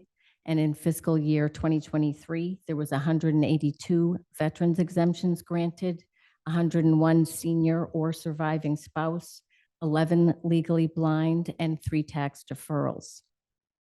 The senior exemptions have income and asset requirements in most cases. There's also one senior exemption that only has an asset requirements, and those determine whether taxpayers are eligible. Veterans exemptions do not have income or asset requirements, but in most cases they require a minimum of a 10% service-related disability or some other condition such as a Purple Heart. the reason that we started looking at these is that basically for the 41C, which is the larger senior exemption, few taxpayers actually apply or qualify because the current requirements are very stringent. And they've been in place for a very long time. In fact, prior to when I started working here in 1996, I believe they have been unchanged since that date. And only 29 were granted in fiscal 23. So Councilor Memhart outlined the changes, and we're hoping that by reducing the age requirement, this opens up more applicants having the ability to apply. They would also receive a much greater benefit with the increase from $500 annually to $1,000. And the income levels and asset levels, though still on the low side, at least will hopefully encourage more people to apply and maybe allow for more people to be eligible. The whole estate exclusion, basically now if a taxpayer owns a two-family home, they only are able to receive the exemption for the portion that they occupy. So if it is the $500 exemption, they're only getting $250 of that. So that whole exclusion change would basically allow homeowners that are eligible that own either a 2 or 3 family, they could still do so and receive the total exemption amount. So our goal was basically to increase the number of seniors that would qualify for the 41C and also increase their benefit. We also believe that taxpayers that are currently seniors and receiving a 17D, which is a lesser senior exemption, it offers $175 a year. It does not have income requirements, so more people sometimes can qualify for that. There is an asset threshold of $40,000. But with these new proposed changes, it's possible that they could move into that category and possibly receive a much greater benefit. Veterans also that do have the requirements met in terms of eligibility for the 41C, they could maybe receive a greater benefit by applying for the 41C as opposed to the clause 22. You know, they have to meet the age income requirements, obviously, but it'll give them another option to maybe receive a greater benefit. Madonna Fleming in our office, I have to say, she did a lot of research, as did Tim, in terms of researching the exemptions. And she also does a lot of work with the applicants. And her goal is basically to help people determine which exemption will give them the greatest benefit. The proposed change to the legally blind was really the only thing we had available to us, and it's going from the clause 37 to the clause 37A, which increases the amount that the taxpayer is granted a little bit. And the tax deferral, which is not really a credit toward the tax, but deferring payment to a later date, that income requirement was relatively low at $30,000. So the change is to proposing that we use the limit established by the Department of Revenue for circuit breaker state income tax credit, and that gets adjusted annually. It's currently $64,000. These proposed changes would not result in any additional reimbursement from the state. We're currently reimbursed for a portion that we grant in terms of the exemption amounts. And in terms of the veterans exemptions, we also explored that somewhat, and Tim Good did call one of the legal advisors at the Department of Revenue, so he can tell you a little bit more about that. Welcome, Tim. Thank you for being here. I know you both had a long day, so thank you. I'm Tim Good from the Assessor's Office. We did contact the gentleman at the Department of Local Services Law Office to find out what options we had under the law to increase the benefits to veterans. Unfortunately, we were told there are none that's specific to the clause 22. What he did point out was that there are a number of bills floating around at various stages at the state level, providing for increases to the benefit afforded to veterans. No guarantee that any of those will pass. They said it's a little harder for those because they usually come with a reimbursement. So when they have to come up with the money for them, adds an extra layer of complexity in terms of getting those bills passed. I believe the administration is also reaching out to the local representatives to put some support behind that if they can. They did mention there is one option. It's called a clause 5C.5, I believe. But what that does is you have to increase the amount of benefit across all exemptions offered. It can be up to 100%. It comes with a lot of complications. It's far more difficult to administer. There's a limit to the savings you can have, so it gets phased in. You can at any point get that added benefit, lowering your tax burden below what it is now. That itself can create some inequities with people who have similar situations but getting different benefits. And it has to be tracked each year to change based on what they qualify for, what their taxes were. And one of the big things is nothing under that 5C.5 gets any additional reimbursement from the state. That's about it. Thank you. So counselors, we've heard from, you're going to continue, Nancy? No, I'm all set. If you have questions, I'm happy to answer. Perfect. And I just wanted to also mention that John Dunn is on the call as well as Kenny Costa. Council Gross. Nancy, if you could answer this, on clause 41, number 4, that net property value does not include the home. Is that correct? That's correct. So it's assets outside of their domicile. Questions, counselors? Council Grow. I asked you a couple of these questions earlier, but I thought it might be relevant to have the general information to folks. First off, we already have all of these exemptions in place, correct? These are exemptions that we already honor and do. There's just changes to them. That's correct. And then secondly, we have an overlaid amount in the budget that we budget for sort of dealing with the loss of this income, correct? That is also correct. And that's typically, it's been about 400,000 a year for the last few years at any rate. We get about 150,000 of that from the state. We do get reimbursements. Last year was approximately 154,000, and the amount that was exempted was approximately 220,000. And finally, very quickly, how would people go about getting this exemption? This exemption is an annual application, which is true of all the exemptions. If the proposed changes are adopted, we plan to visit the senior center, have kind of some outreach there, as well as the Veterans Center. We will also update the website with all the information. We are very proactive in terms of helping the applicants, especially the seniors. It's very difficult for them sometimes, so our staff that's in the front office, Madonna Fleming and Marianne Peters, they assist them actually filling out the applications if necessary. So we do a really good job of trying to help people make it as easy as possible, even though, you know, it's difficult sometimes for them to have to keep coming every year to do it. But hopefully with a greater benefit, it'll certainly make it worthwhile. Last question, why do you keep raising my taxes every year? Any further comments or questions? Council Worthy and Council Nolan. Sure, thank you. Ms. Pappas doesn't raise your taxes, she raises your property value. Thank you. First, thank you to the mayor for bringing this to us. And I think Jill Cahill was at the meeting. John Dunn has worked on this. Your office is probably the second busiest office in the entire city. I think the clerk's office is probably the busiest.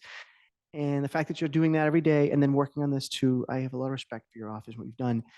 Just to be clear, what this is doing is making it easier for people who qualify.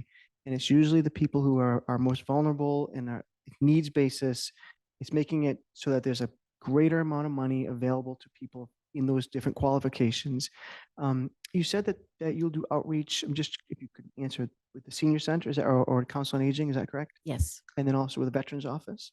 Yes. And then I think I've raised the budget and finance. Is there a way to create sort of a pamphlet that you can have at the collector's office that says, and I don't know if the answer was yes or maybe, but frequently asked questions, or you may qualify, or something like that? We do have that type of information in our office, and applications and what have you are all available on the website with some descriptive information as well. I believe that John Dunn was more inclined to have his people send them down to us to answer questions, That's right. just because they don't really know the eligibility requirements, and it may just cause issues in terms of mixed information. So we will, Sorry. I'm sorry, we'll have, encourage anyone to have them contact us directly, and we'll certainly help. I think he said he didn't want his staff giving financial advice to people at the counter. It's always so busy. But I think the message is also that you help them filling out those applications. I think that's awesome. Yes. You referenced the overlay funds. If they're not all used, they can be rolled over to future years. Is that correct? The overlay, the way that it's held in terms of accounting, and I'm sure Kenny could do this much more gracefully than me. It used to be in individual fiscal years, and it's now basically one whole fund that encompasses all fiscal years. So monies that aren't spent stay in that account unless they're declared surplus. The monies that are in there basically are for the purpose of covering abatements and exemptions, and also any liability that we might have for appellate tax board cases. So we do hold money in reserve for those types of things until we have cleared out any cases in terms of them being either withdrawn, settled, or if we have to issue any abatements, we have to hold that money aside, as well as outstanding receivables that haven't been collected. Okay, so last year we spent about 250,000, or we covered $250,000 in exemptions and abatements, although we budgeted about 400,000. With this increase, these changes, it could be that more people will be applying and will be giving more abatements. But correct me if I'm wrong, I think we have about $1.2 million in that account left over. So this actually won't impact services, because it won't cost coming out, at least this next year, will not come out of the general fund. It'll come out of that overlay. Unless I get my numbers way off, could you correct that? We will normally, even in current years, without the changes, we have typically only spent about 225 of the 400. That's including abatements as well. So there is going to be a surplus for that, most likely. We're not certain how much this is going to change, how much annually is needed to cover the exemptions. But because of that balance, which Kenny had indicated at the B&F meeting, we should be fine. And CFO Dunn did say that if we see that the numbers are something where we have to adjust what we're budgeting in future for the overlay, then we would consider an adjustment to that if need be. Thank you. You've answered all my questions. Thank you. Council Nolan. Thank you. Council Worthy did ask us some questions that I was going to, bring up. But basically it comes down to the simple fact that I want to thank the administration in your office for working so hard for this. This is great for our seniors and veterans, and it's important to try to find some more money to help them out. And I'd like to say that this one issue here is something I think is worth tightening up our belts for. Thank you. Council Gross. So just a couple of things. I think also that John Dunn at BNF said that there's a possibility of including something in the tax bills. And also Nancy, would you be adverse to having we have the Fourth Estate here today, have them call you for, any kind of coverage on this story? That would be great too. Okay. Certainly. So I have two quick questions. If anybody else hasn't gone, jump ahead of me. Okay, thank you. So my first question is, when will this be effective? As long as it's voted before the mailing of the actual tax bills for fiscal 24, which is the end of December, it would be effective for fiscal 24.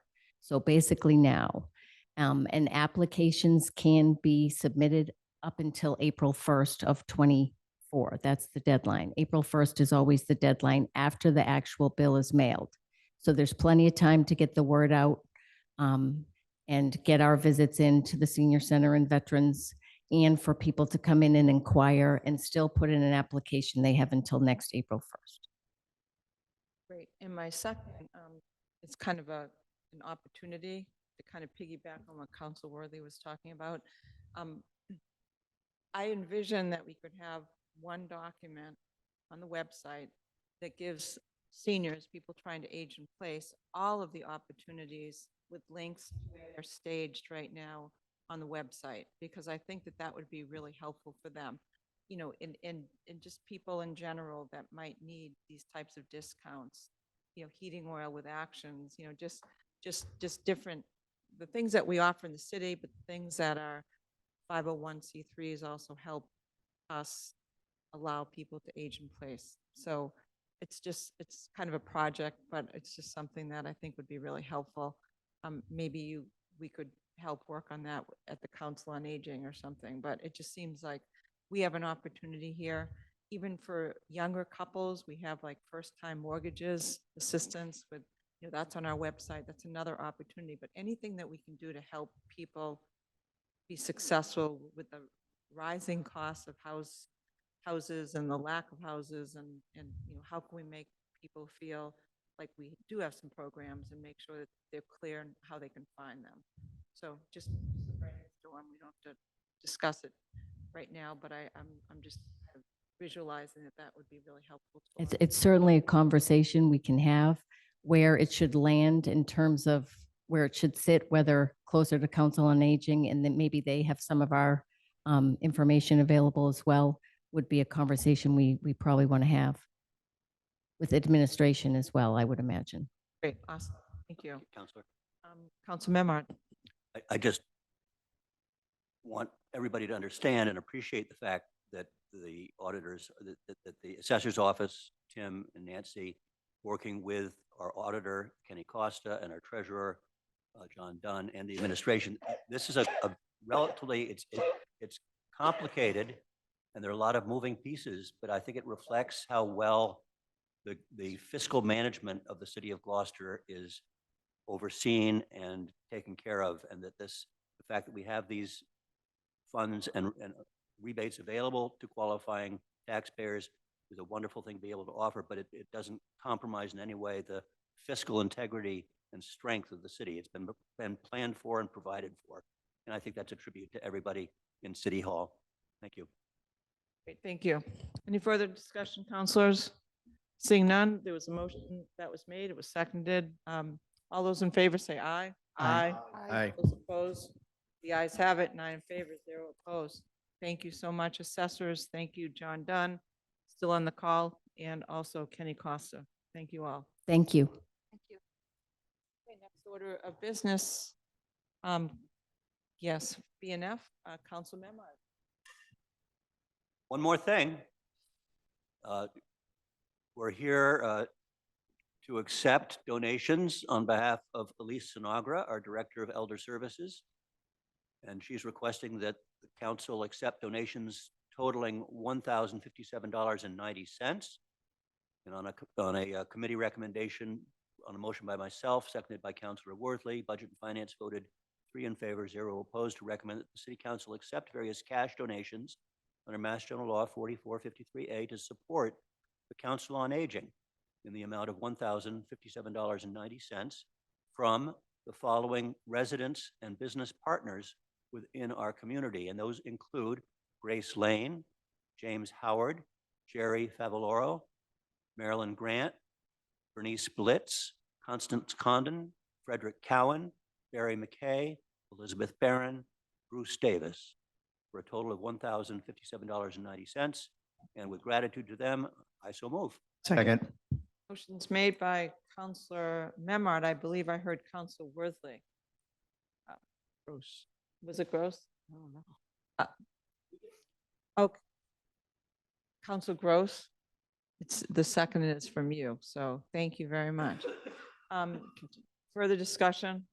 Seeing none, all those in favor say aye. Aye. All those opposed, the ayes have it. 9 in favor, 0 opposed. Next order of business, Madam Clerk.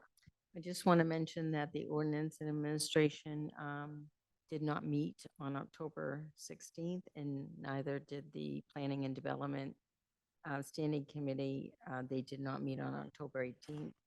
So the next order of business is a scheduled public hearing 2023-036 to amend Gloucester Code of Ordinances, Chapter 22, Traffic and Motor Vehicles, Article 6, Traffic Schedules, Section 22-270, Parking Prohibited at All Times, and Section 22-291, Towaway Zones by adding Washington Street westerly side from its intersection with Centennial Avenue in a northerly direction for a distance of 110 feet, and this public hearing was continued from the October 10th City Council meeting.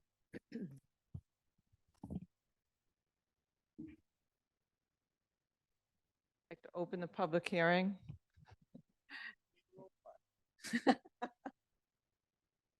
The gavel is in there. We can't unlock it tonight. So that's just my make-believe. Open the public hearing, reopen the public hearing. And we should ask if there's any further presentation. And Council Worthy, do you want to take the lead on this? Thank you. I'd appreciate that. I think where we left off, we were in council discussion. So if we could just pick up from that point, I'd appreciate that. So again, if you're on Centennial Ave and you're looking to the left, we're looking at the 2 parking spaces on Washington Street. And there was a misunderstanding on the numbers, well, maybe not misunderstanding, misinterpretation. So the Traffic Commission had recommended that we make it so there's no parking for 110 feet from the intersection of Centennial back in a northerly direction toward the Rotary. And I think the question was raised, like, that's a lot more than just 2 spaces. So I did some measurements. The first 19 spaces, the first 19 feet are no parking, and there's a sign right there on the pole. Then there's a crosswalk in that, and right next to the crosswalk is the first space. If we remove those 2 spaces, then there are 2 driveways and a fire hydrant. And so what the Traffic Commission recommended was 110 feet from the intersection Centennial, include the existing 19 feet, plus the 2 spaces, plus the driveways and the fire hydrant. For purposes of what are we legislating, I did some measurements today.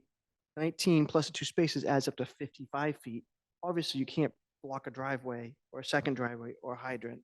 So my recommendation would be that we amend the motion to say 55 feet instead of the 110, because I mean, it's 6 of one, half a dozen the other. If we say no parking here at a corner at the 55 feet point on Washington Street, it would include the 2 driveways and the fire hydrant, or we could put a sign close to the fire hydrant and say no parking here at a corner, and that'd be the 110 feet. So I'm okay with either. We just need to pick one and then make a vote. So I'd like to throw that out there for discussion.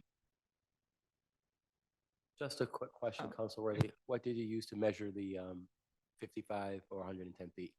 I used is it Stanley tape measure? I didn't use I think we used Council Grove's gate as the measurement at the site visit. Yeah. To come up with our best guess for estimated, but 55 feet with a tape measure. So I think this is the public hearing right now, if I'm not mistaken. Well, So discussion is part of it, right? No, it's not. Yes. We had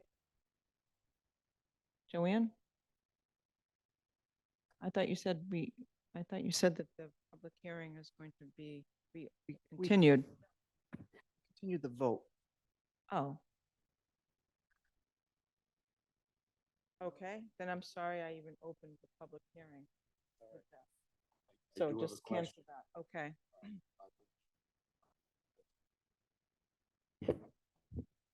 Not being present at this meeting, I think the Councilor Harris should finish this part of it, because I wasn't here for the first part, and step away from the dais, because I included on the information given at the beginning of the public hearing, and now you're into council comments.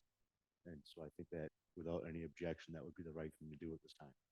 If I could clarify the rule on that, though, if you've watched the meeting from 2 weeks ago, and we're the chair, and you are an O&A that made the recommendation for this, you would be eligible to vote if you hadn't watched that minute. This is as far as state law goes. if you hadn't watched the meeting, you're 100% right that you'd say, only heard part of the meeting, you can't vote in the second part. But if you watched the meeting or read the minutes, then you are allowed to be part of the public hearing, or part of the vote because you heard the public hearing. I did watch the meeting and read the minutes. It's up to the council if they feel comfortable with me being involved in this. I have no problem stepping away.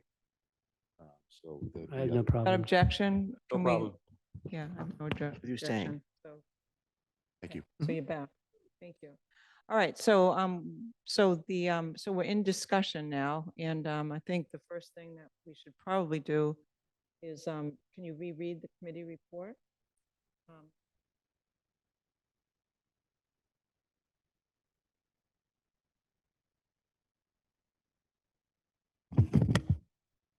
The Ordinance and Administration Committee voted by roll call, 0 in favor, 3 opposed, Nolan, Majota, and Hara, to recommend that the City Council amend GCO Chapter 22, Traffic and Motor Vehicles, Article 6, Traffic Schedules, Section 22-270, parking prohibited at all times, and Section 22-291,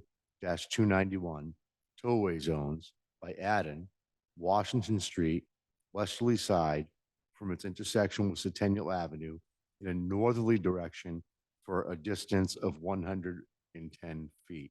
I so move. Second. Motion's made by Counsel Nolan, seconded by Counsel O'Hara. Is there a narrative, Counsel Nolan?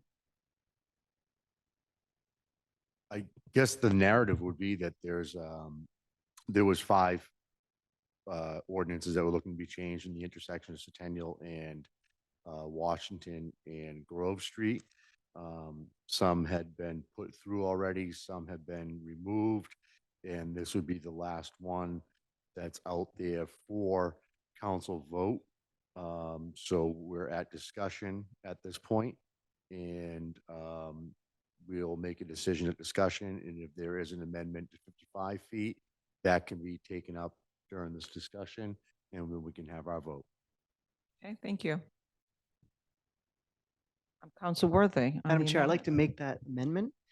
We amend the motion to reduce it to 55 feet instead of the 110 feet. And I so move.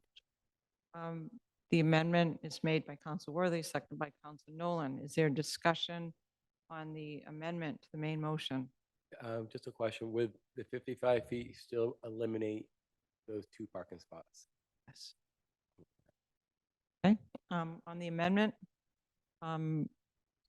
roll call. All those in favor, say aye. Do we have a discussion Oh, on the amendment? okay, on the discussion on the amendment. Thank you, Counselor. So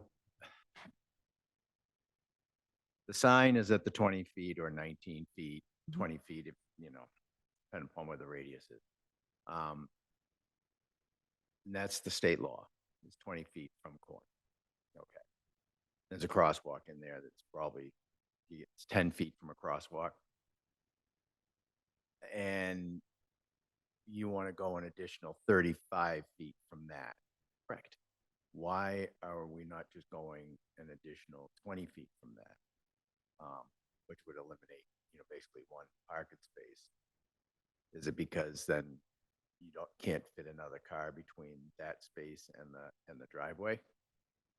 So I measured from the corner of Centennial back to the next driveway. If we were to, if we were to go to a lesser number, I mean, are you suggesting we are trying to limit, are you suggesting we eliminate 1 and not 2 spaces? Is that what you're trying to get to? I'm just trying to understand your question. Yes, one additional space. And I think that, what I've observed coming out of there is that, vehicles are a lot higher today. And them parked at that no parking sign now, you can't see without pulling out into Washington Street. And I think if you removed one more, if you push that back one more space, then you could. So that's just my, I'm just wondering why you came up with. Sure. I'm sorry. I think I understand what you're saying. If we eliminate 1, that's an improvement in my opinion, and I'd support that. If you eliminate two, you're actually opening up from there, those two spaces and the two driveways and the fire hydrants. You're actually visually opening up a lot more space. So eliminating that second spot essentially opens up the 110 feet so you can see better. I'm okay with moving one. It's better than not moving anything. If I may, Madam President. Go ahead, Counselor. But the 110 feet was actually to facilitate the right-hand turn. So I don't think it had anything to do with the parking spaces in line of sight. So I think we should eliminate that out of the equation completely. In my mind, that's the way I feel that should be. So I'm just trying to come up with, the least damage with the most benefit is how I'm trying to figure it here on that. So first, I think we're on the same page, or the goal is to make it easier to pull out a Centennial so you can see better. The 110 wasn't necessarily tied to whether there's a second lane or not. It included just the measurement all the way through the end of where the hydrant is. It tied into, if we're going to do a lane, we need that space. But when I measured the 55, I measured the next 55, and it got me to about 10 feet beyond the fire hydrant. So that's where the 110 started as far as spacing. So I would suggest if we want to make a motion for less than 55, so I just have one spot eliminated, we could vote on that and see how that goes, and then decide if we want to go the whole 55 feet to eliminate the two spaces. I think that would probably be the legislative way to, or rules way to address this issue.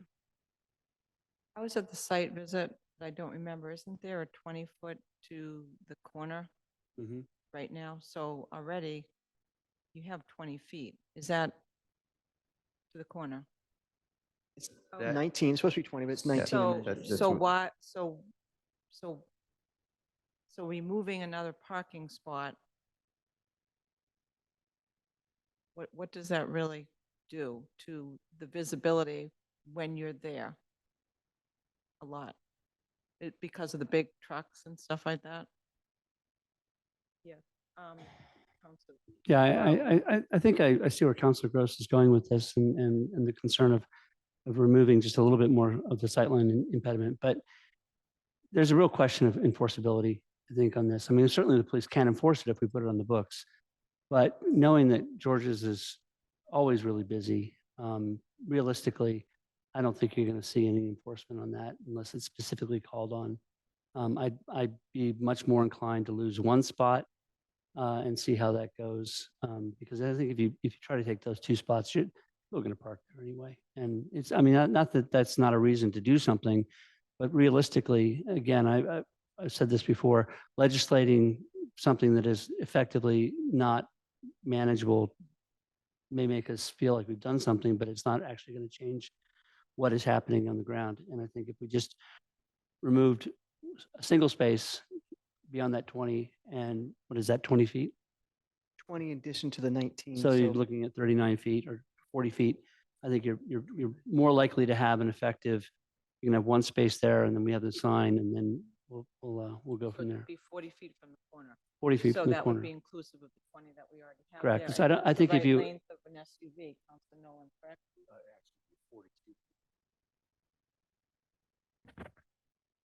It'd be 42 feet because the 20 feet from the intersection, or 19 as he measured, Lieutenant, like Tony Gross had said, the curvature of the curve. A full-size legal parking spot in the city of Gloucester is recognized as 22 feet. So the parking spots are 22 feet, 20 from the corner is 42 feet. yeah, I just don't think that But then two we have a spaces. crosswalk involved. Right. But I just don't think two spaces, taking away both spaces is going to be practical or effective. I agree. So what is is someone going to amend the May I- motion right now? So we Yes, can could move I on? ask for a friendly amendment to my motion? And that all it takes is the seconder to agree. Instead of 55 feet, I'd like to change that to 42 feet from its intersection with Centennial and Washington. Isn't there a crosswalk involved there? Yep, the crosswalk's. Perfect. Yeah. So the crosswalk is at the about 6-foot mark from the curb, and then there's 20 feet that you wouldn't be parking anyway. So my motion is to change the 55 to 42 feet. From the corner. Yes. Are you changing the 110? 110 is going to. All right, 42. so, so this friendly thing, why don't we just say that this is the amendment, that this is an Okay, so amendment then- to the main motion? Okay, so, Because on we the have to dispose amendment, of the go first ahead, one. Council Gross. We're not talking parking space when we're talking no parking. So it doesn't have to be 42, it could be 40, correct? Yeah, so I think going with 40 would be less, would be easier for everything. So that's my own. I just want point people there. to be able to see better. So 40 is the number. That's I- what makes sense. So I'll make a very friendly, extra friendly motion So to. the, so, so it's, let's go. So the amendment, to the main motion is, To, if I could look at this real quickly. Sorry. Adding Washington Street westerly side from its intersection with Centennial Avenue in northerly direction for a distance of 40 feet. And I so move. motion's made by Council Worthy, seconded by Council Nolan. On, any further discussion on the amendment? Seeing none, all those in favor say aye. Aye. Aye. All those opposed, the ayes have it. Now back to the main motion. So any further discussion? Seeing none, all those in favor say aye. Aye. Aye. All those opposed, the ayes have it. 9 in favor, 0 opposed. Thank you. Thank you to the Traffic Commission, to DPW Director, and every member and ward counselor who helped me with some really good questions on this at the site visit, and all the members of the council who attended the site visit. I think, and George. What's that? Thank you. Thank you. So next order of business, Madam Clerk. Public hearing 51 to amend Gloucester Code of Ordinances, Chapter 21, Street Sidewalks and Other Public Places, Article 1 in general, Section 21-1, prerequisites to private ways by deleting the current Section 21-1 and adding a new Section 21-1, acceptance of private ways. I'd like to open the public hearing and ask for anybody that would like to speak in favor or opposition to come on up and talk to us.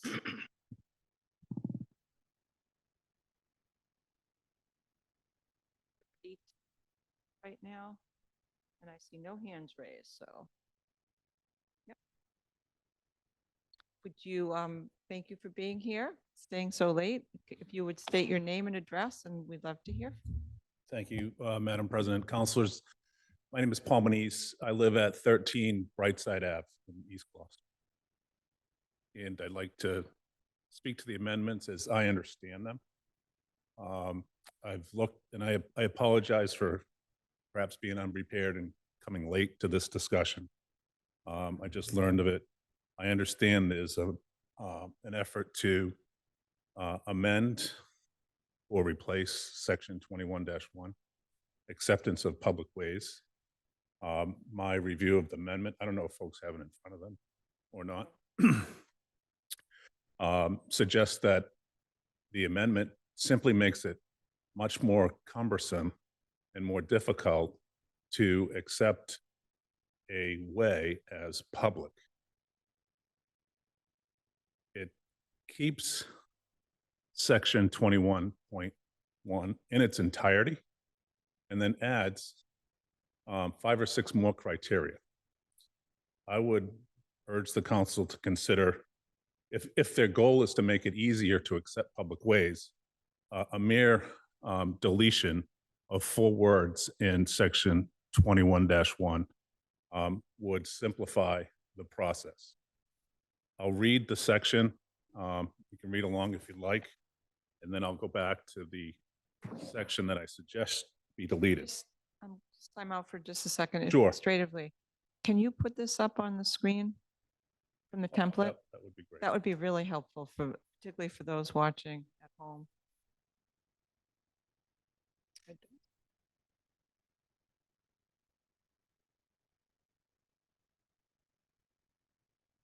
Anna's still here. So our general counsel and Jill Cahill is still here if we have questions.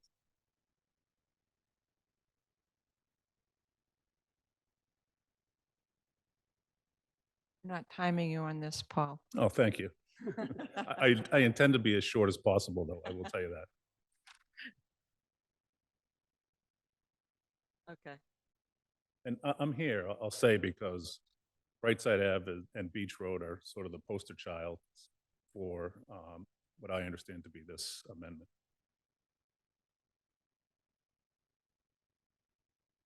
Okay, we're rolling here.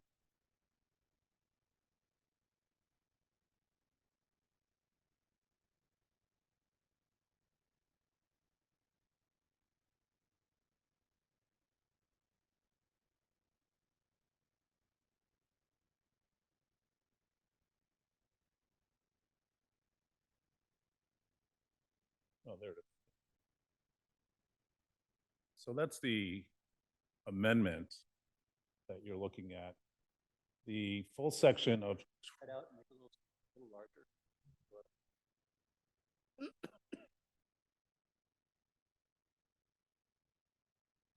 the current section 21.1 is the language that's in black. It reads, "No ways shall be accepted as public ways of the city unless the order for acceptance is accompanied by a statement in writing signed by the Director of Public Works, the mayor, and the city auditor, stating that sufficient funds are on hand and will be allocated for placing such way in a safe condition for travel." My recommendation is to simply delete the words Director of Public Works. He is steadfastly against the city accepting any ways. He is, I'll not suggesting this in a derogatory way, but self-interested, because any money dedicated to those new public ways comes out of the DPW budget, which he would rather probably spend on other things. But I don't, that's my impression of it. So I think rather than adding these criteria, simply removing an unelected employee of the city from this requirement places the decision where it should be, with the mayor and the city auditor who works for the city council. And if nobody has any questions, that's my only suggestion at this point. So this isn't time quite yet for questions, but we will get there shortly in the public hearing. So thank you so much, Ron. Appreciate it. You're welcome. Anyone else like to speak in favor or in opposition?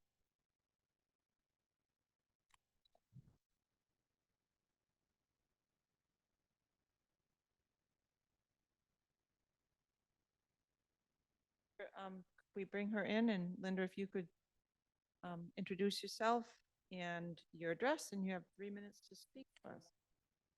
I think so. I think it's helpful because we're going to need to discuss this.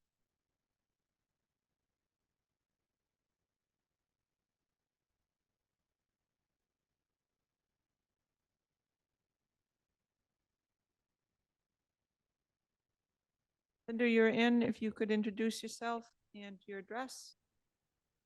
Yes, can you hear me? Yes, okay. I could, the last screen was still covering my computer and I couldn't find the mute button. Anyway, this is Linda McCarriston of 16 Quarry Street, and I will confess to not having had the time really to study this. I would like to add something that is, if it hasn't already been included in the conversation. As I said, I live on Quarry Street, and the Klondike Reservoir is reached by Quarry Street, and the fire roads into the woods, which we've been using frequently recently for fires up in that area of the edge of bordering on Dogtown. And I've been told in the past that the city will contribute nothing to let's say a road repair that needs, I don't mean potholes, but I mean a repair. The city would contribute nothing under circumstances like that,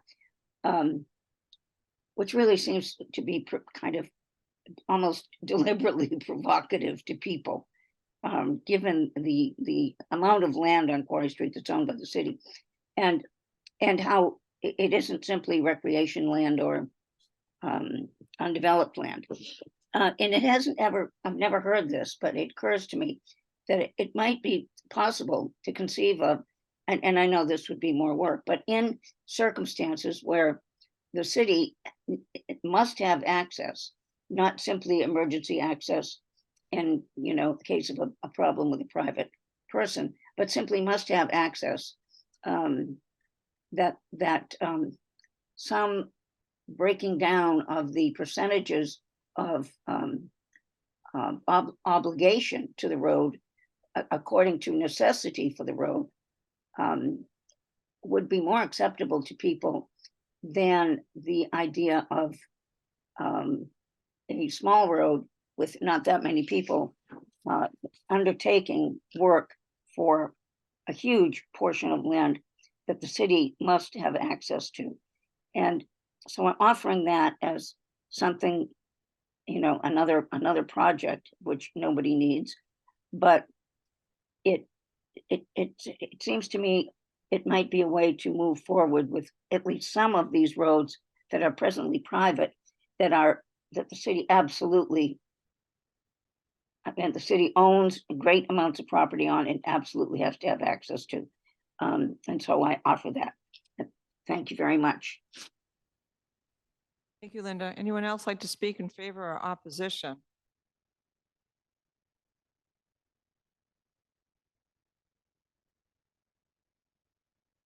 Seeing none, is there any correspondence or communications, Madam Clerk? There is none. Are there any questions, councilors? Council Worthley. Yes, thank you. So this is a combination of a number of counselors' additions and amendments and deletions. I just wanted to clarify for the record, I had submitted the deletion of the statement, a statement in writing signed by the Director of Public Works, the Mayor, and the City Auditor, saying that sufficient funds are on hand and will be allocated for placing such way in safe condition of travel, for travel. We have the additional language that I recommended, but that was supposed to be deleted, and it's in black, which it's not one of the things that we're adding, but I had put in to delete that language. What's that? So, right, so I have add A, no ways shall be accepted as public ways except, and we want an opinion of the DPW director, the auditor, and the mayor, but not to set money aside because there are no funds that are set aside in a fund for private roads. So adding A should be deleting C, not adding C. We already have. See what I'm saying? It's basically saying add the language that's already existing, and I'm trying to delete that language and add different language. I didn't convey that very well. So The template scroll is down. In other words, A takes the place of C. So, Madam Clerk, could you scroll down so we can see the section that Council Worthley added to this? It's there. Oh, it's on It's top of C, the it's black just line. in black. Okay. So mine says A, adding parentheses A written opinion from the mayor and city auditor on the acceptance of the way. If neither mayor nor the city auditor provide an opinion within 90 days of the initiation of the order, the council may proceed with a vote. If a written opinion is submitted, it shall be read into the record.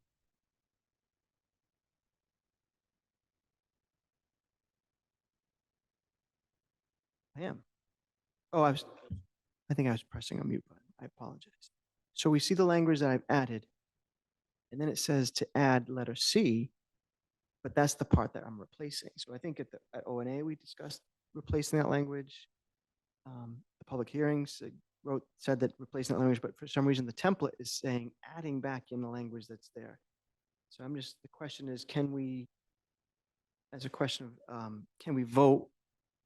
Do we need to amend the template? I don't even know how that works, but I don't want to be adding in language that I'm trying to delete. So the template erroneously says adding, and in fact, it should have been deleting. Is that correct, Madam Clerk?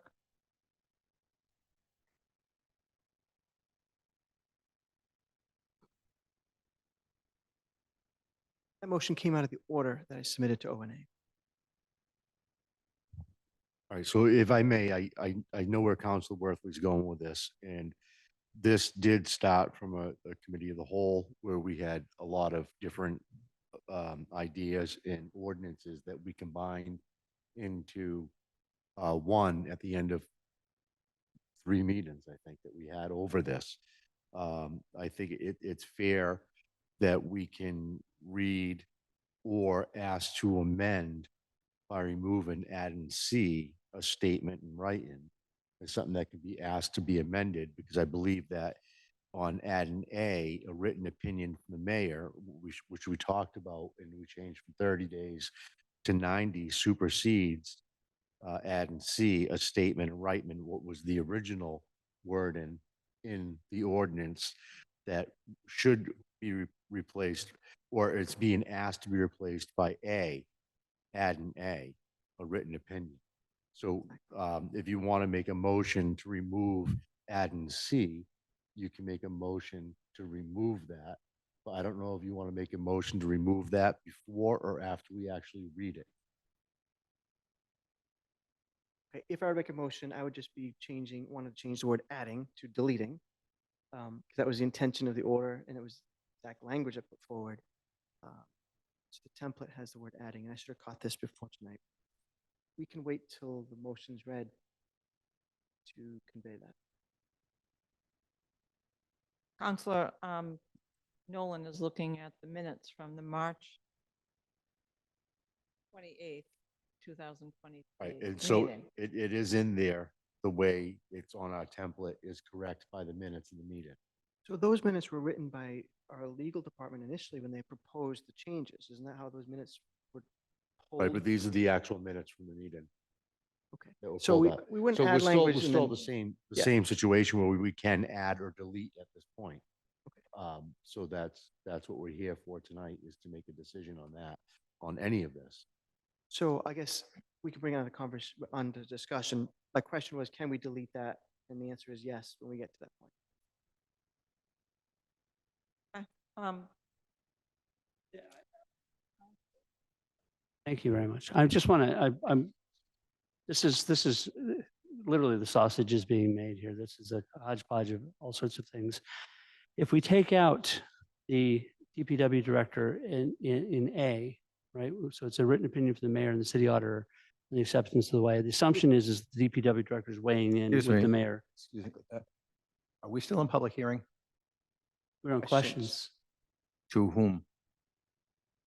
I think we were on the amendment. That he Usually was- to the presenter, right? Yeah, well, I mean, We've got should- Suzanne Egan should on we the still call, be so we in- could be asking her, Yeah, okay, because right? yeah.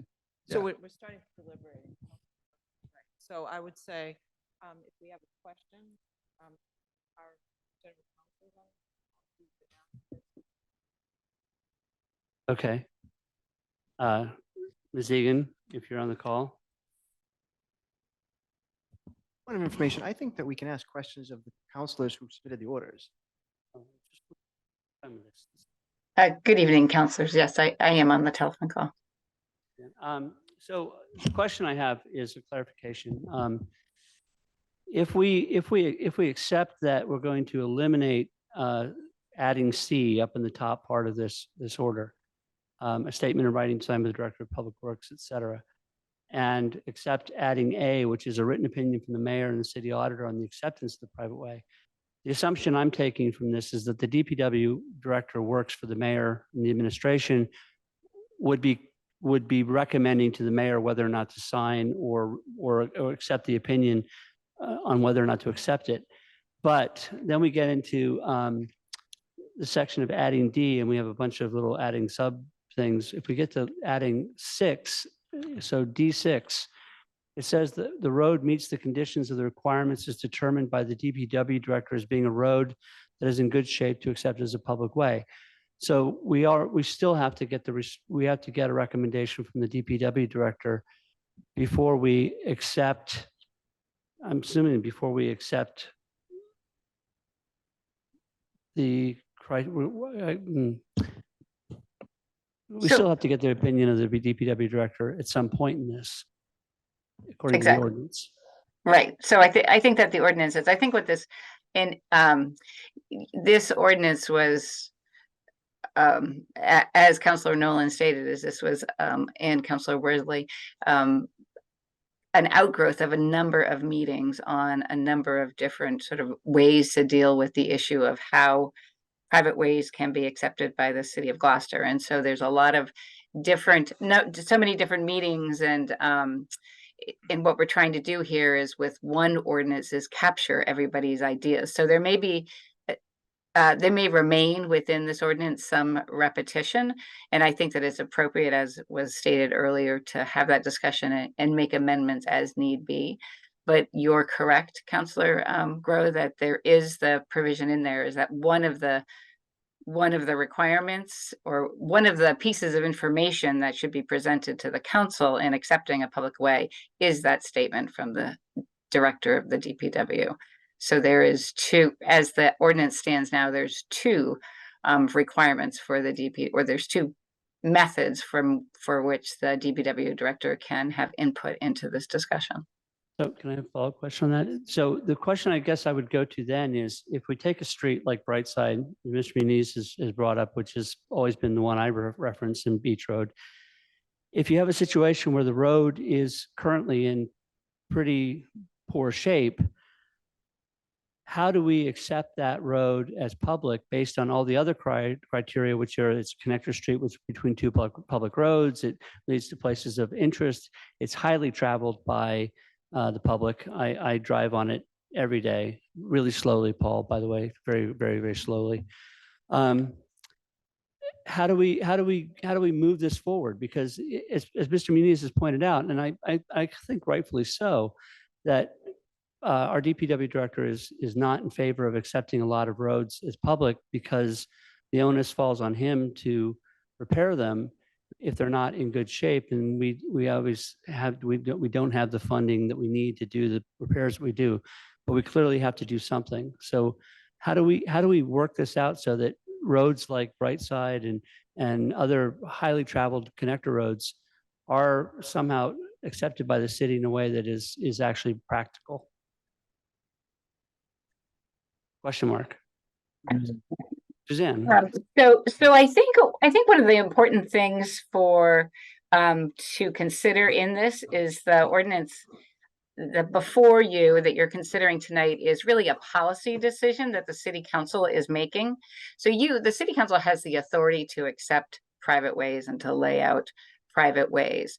What this ordinance does is it sets out the procedures that you've all discussed and recommendations from the private road working group that they say should be considered in when the city council does make a decision as to whether a private road should be accepted.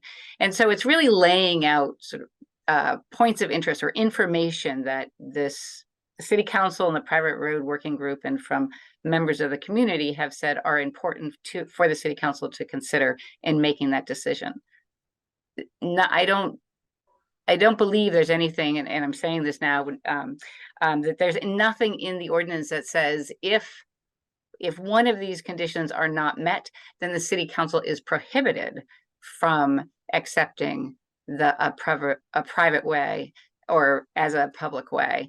So those 6 criteria that are there that ask for a statement of the DPW, it says that shall be considered by the city council, but it doesn't prohibit the city council from that. But from accepting it as a public way, but I believe that if you go up to the black language there, that's in section C, that requires that statement from the mayor, the city auditor, and the DPW saying that it is in good condition and that there is specific funding available to bring the road into a safe condition. That may, in fact, prohibit the city or the city council from accepting a private way in very poor condition as a public way.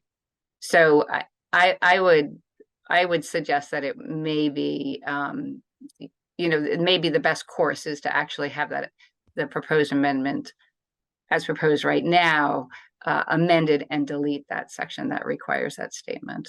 But other than that, if the DPW recommends this road is in horrible condition, in my opinion, it should not be accepted by the city. If the city council determines that they, it's in the best interest in the city to accept it as a public way. They have that, you all have that authority to do that.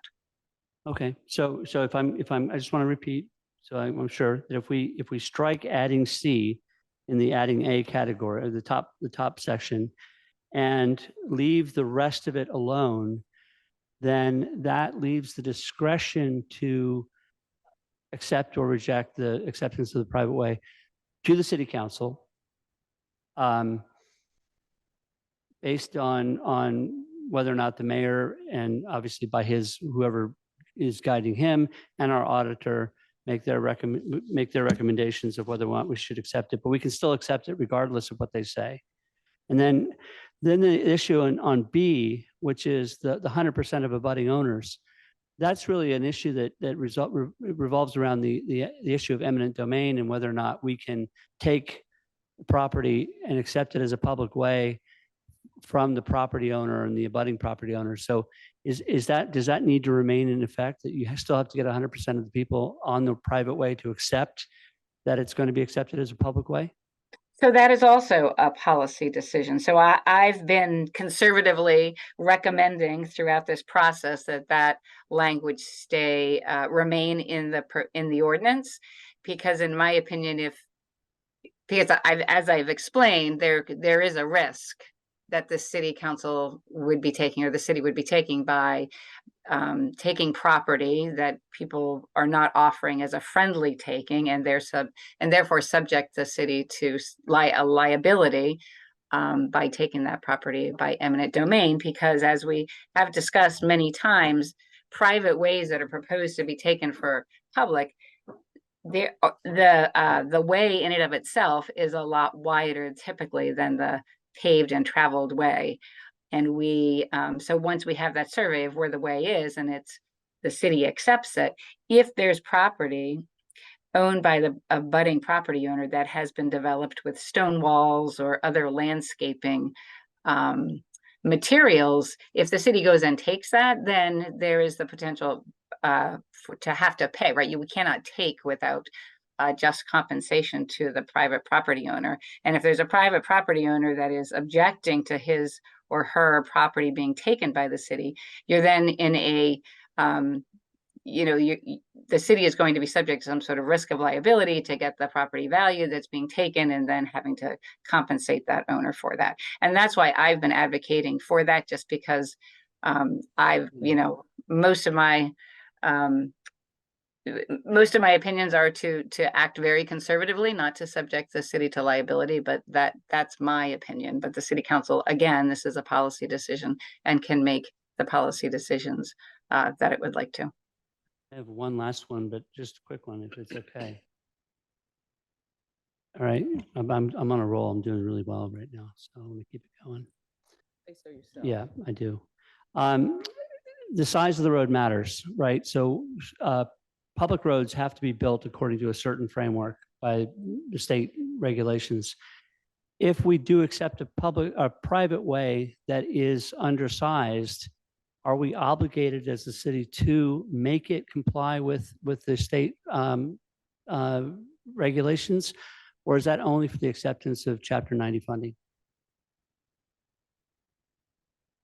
I can't speak to whether if that's only for the acceptance of Chapter 90 money, but we have in our code of ordinances specific requirements, and I don't have the section in front of me right now, a specific requirement that a way has to have a certain width. But then we do have that exception clause in there that says, unless, and I don't have it exactly, but unless essentially there's good cause, or the city council finds that there's good cause to accept that way as a public way, even though it doesn't meet those width requirements. So the city will not have an obligation to expand the width of a road, but keep in mind, once a street is accepted as a public way, then the city takes on all of the risk of liability for that way. So that's when the city has that obligation to bring that into a safe condition. Got it. Thank you. Thank you. Suzanne, I have a question, and I've thought about this for a long time. So if Brightside Ave is used by 90% non-abutters all the time, every day, as determined by a traffic study to validate that,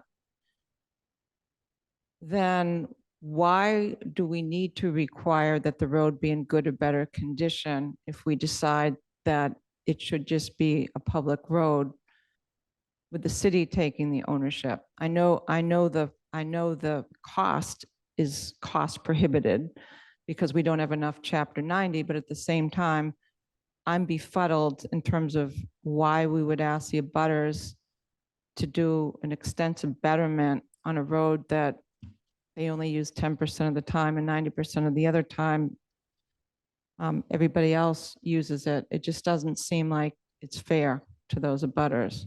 And to point, it's not practical because we have in fact embarked on the betterment project at the golf club with Mike Hale and John Dunn, and the abutters have shown zero traction and interest in filing a betterment petition for Brightside Avenue for the very reason that you just described. So it's a very practical example. So as much as what's driving our decisions here is that we only get half of the Chapter 90 funding that we need, because the Chapter 90 funding hasn't changed since 2011. It's still $200 million for the whole state. And we had lobbied hard at the MMA, at the budget hearing, for 400, and MMA was supporting 350. And that would allow us to be able to repave our public roads here in Gloucester every 20 years rather than every 40, which would be a huge opportunity for us. I guess my feeling on this is that if there's 2 or 3 roads in the city that are used 90% of the time per traffic study that could validate that, and it would be pretty simple. You bring your butters out and you say, how many cars does each have? And then you do a traffic study using the electronic system that we have, and you can prove that 90% of the people on this road are non-abutters. So my colleagues are reminding me that I have to ask a question, and they're doing it in a very subtle way. But so my question is, could we put language in that in a case, would we be able to put like an amendment in here that would state that if a private road is used by 90% or more of non-abutters on a daily basis, that the road does not have to be in good condition for the city to take it over as a public way? That's my question. And once again, the city council has the authority to accept public ways. And this ordinance is really a statement of the policy as to when and what the city council wants to consider in making that determination when a road should be or should be accepted as a public way. So you have that authority to include that in your in this ordinance if you'd like to do that. There's nothing legally that would prevent you doing that at all. Okay. Further questions? I think Councilor Grow and then Councilor Gross. So if, Oh, and he's sitting forward, so I didn't see you. All right. Okay. I wasn't trying to block her. I did not see you. Go ahead. So we could add a Is there a question here? yes. Thank you. I'm getting there. Yeah. We could add a question or a category in the adding D section that would potentially say something along the lines of, based on a traffic survey, the non-abutter traffic is X amount. That would be one of the conditions that we could put in there as a reason for accepting. Would that be acceptable then? Question mark.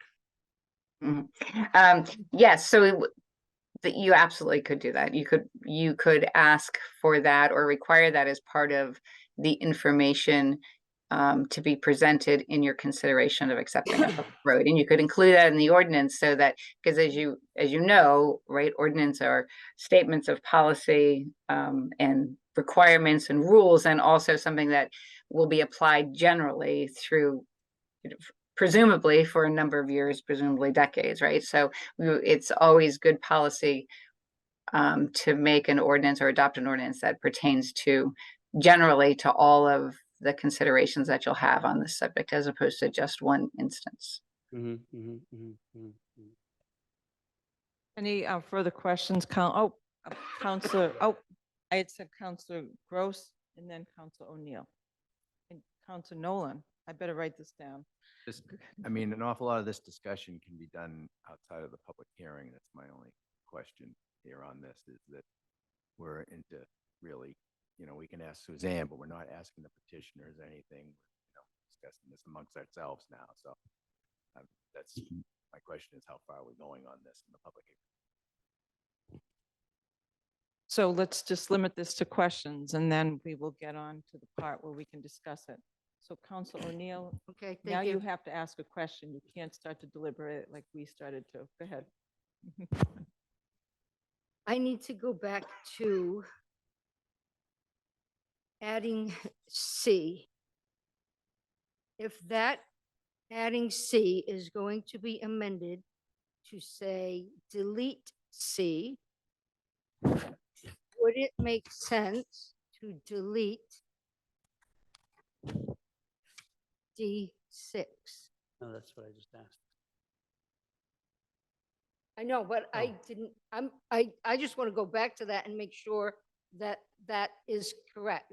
We would change adding C to deleting C, and then we would delete D6. That's no. You're asking Suzanne, right? So, Sorry, no, I so was wait a on minute. mute. I have another question. I'm sorry. So can I just read D6?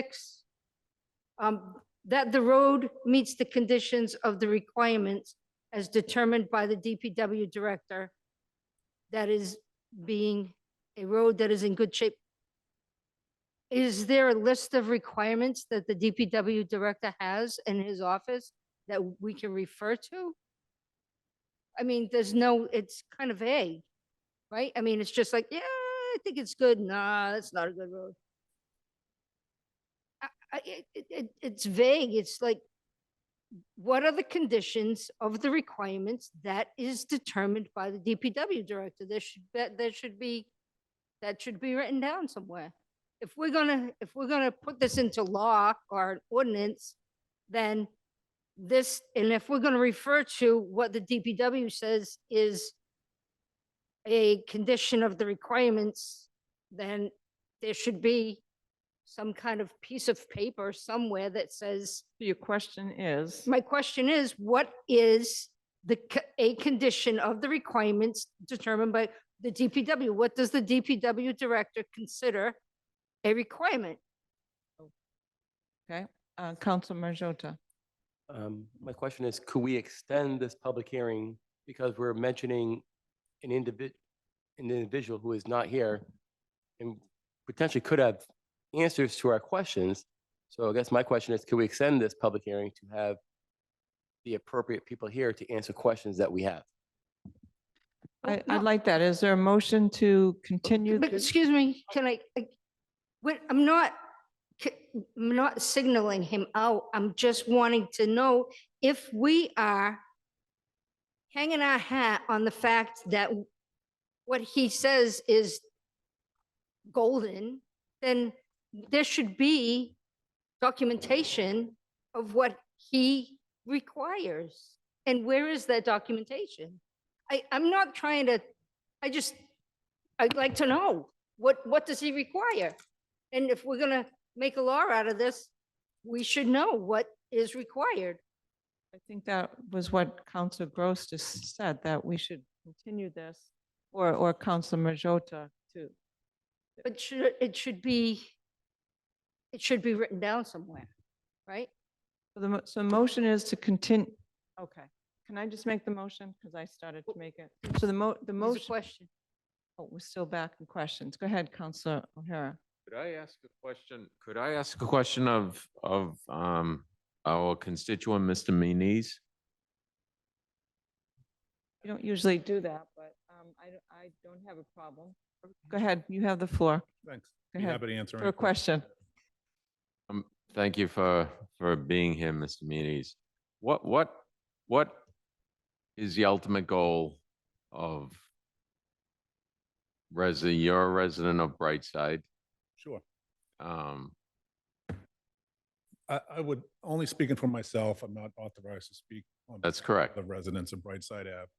But I just think that it's patently unfair. Can you go into the microphone just? so it's- Patently unfair to ask the abutters of Brightside Ave to pay to resurface the entirety of Brightside Ave in the form of a betterment at this point, if the DPW director deems it not of good condition. And I would just add that the current state of the ordinance only requires safe condition for travel.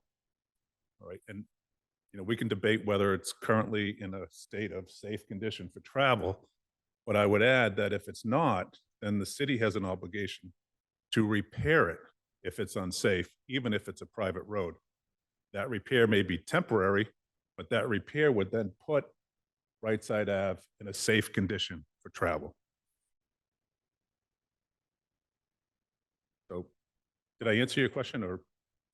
Council O'Hara? Yeah, just. Okay, go could- ahead. One more question. Okay, thank you. I just have a couple of questions. I haven't asked anything, Yeah. so Okay. maybe I can have a minute. How long have you lived on Brightside?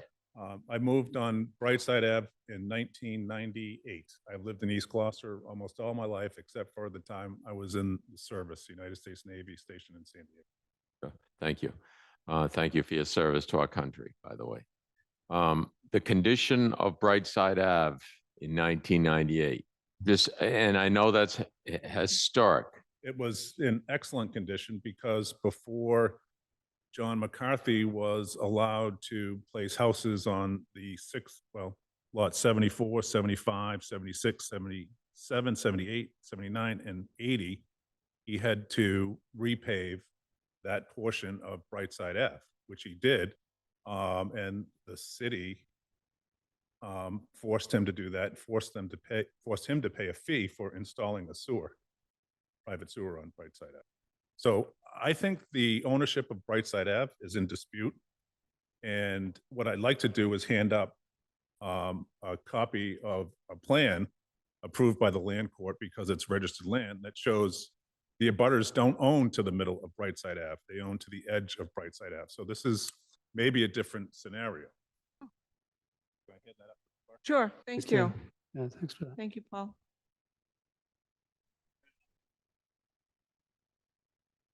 Okay, any further questions? I Council haven't O'Hara, finished. go ahead. Sure. So, thank you. In 1998, the road was in, to use your words, excellent condition? Yes, all the way to the top to bottom. Okay, terrific. Thank you. And the condition of the road today? It's in fair condition with respect to that portion of the road that was repaved by John McCarthy, that being the bottom half, essentially from my house, which is about halfway up, down to Bob Gillis's house on the corner. The disrepair, and I think you should take this into account in your thinking, is from Decatur Street east up to Beach Road. It's in terrible shape. And to the argument or suggestion that, it's unfair to have the abutters pay for that, there's one abutter that egresses his house from that portion of Brightside Ave. Now, you can't suggest that that one abutter who lives there just in the summer, not all year round, caused all the wear and tear on Brightside Ave because he couldn't have possibly done it. I would suggest that it was caused, and I'll give you an example. Last Thursday, as I'm working from home, there were 10 trucks loaded with asphalt, each weighing approximately 25 tons, that went by my house to deliver asphalt to pave Highland Street. I can't stop them from doing that, but the wear and tear is going to be on my back, on my neighbor's back. It's just inequitable. And lastly, I'll add, for those that don't know, Brightside Ave provides egress and access to a state highway, 127A. That's not one of your criteria, but perhaps you should consider that. Thank you, Paul. Any other questions? Thank you. So, Thank you. any further questions, counselors? So I think we don't want to close the public hearing. So I move that we continue the public hearing to a Second. date determined. Yes, that's the way we're supposed to say it, Yes. to a date determined. Maybe not the next meeting, but the November second, 28th. November 28th. So I move to continue the public hearing to the November 28th meeting. And that in the meantime, we refer this back to O&A for the purpose of asking Mike Hale to try to address some of these questions about his road conditions and if he has that information, and then talking a little bit more about the specifics of what we brought up today. And I so.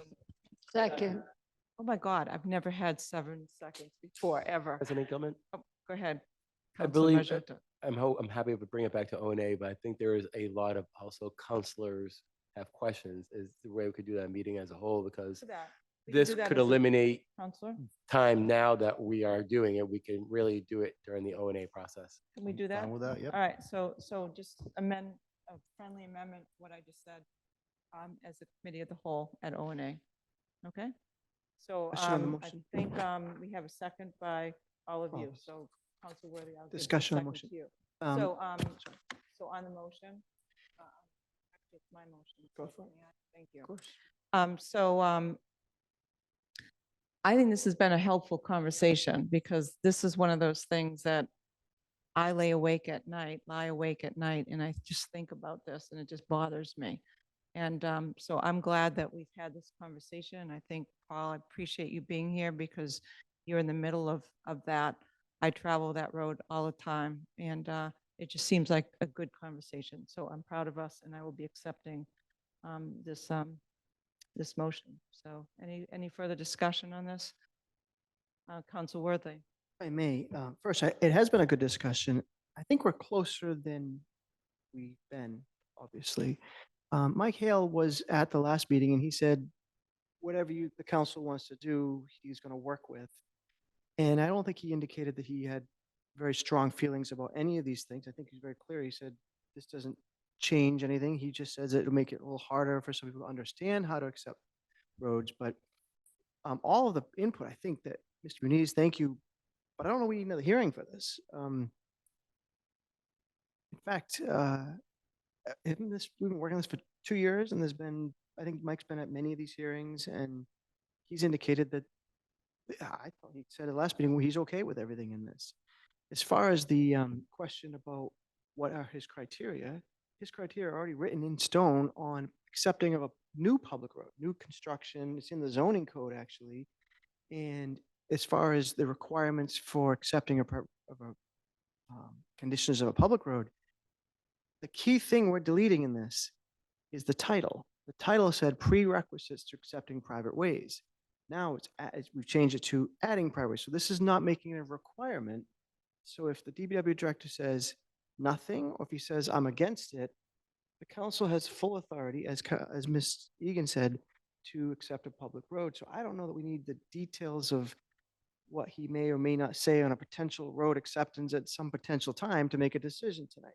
In fact, I think we're close enough to, with some very minor amendments, I think we can put this to bed, because this has been, I have no problem doing more work, but this has been 2 years and probably what, 6 or 7 or 8 ordinance administration committee meetings, city staff coming out, including Mike Hale, legal department, mayor's office. So I don't know that we need another hearing to say we will accept their opinion when we make these decisions down the road. Okay, on the motion, Councilor Ruff. Yeah, I think I'm going to have to disagree with you. If I could, I think we're tailors right now, and we've sewn up the thing. We haven't snipped all the threads, and we haven't trimmed the extra fabric. We're very close, and I think another meeting at O&A to go through and clean up the language that we've obviously missed. We didn't take out C when we should have. I think there is a legitimate discussion on Councilor Gilman's discussion about our idea about roads that are particularly heavily traveled by the public, which isn't a criteria in here.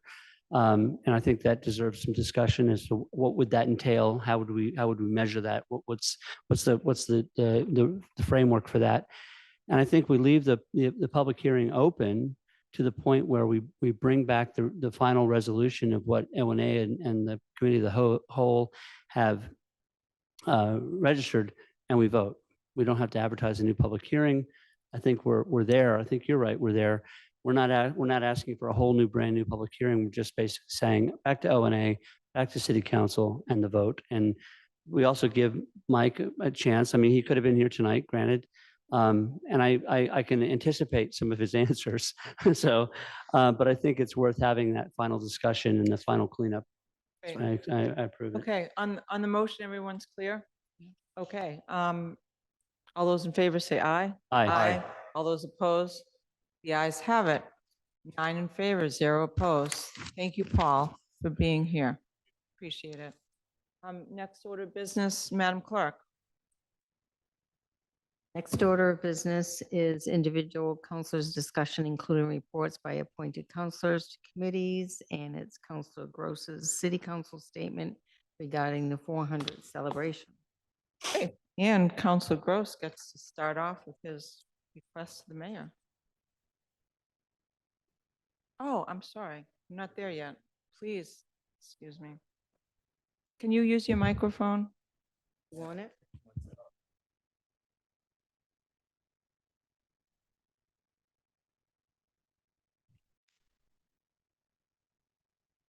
City Council statement regarding Gloucester 400th plus celebration.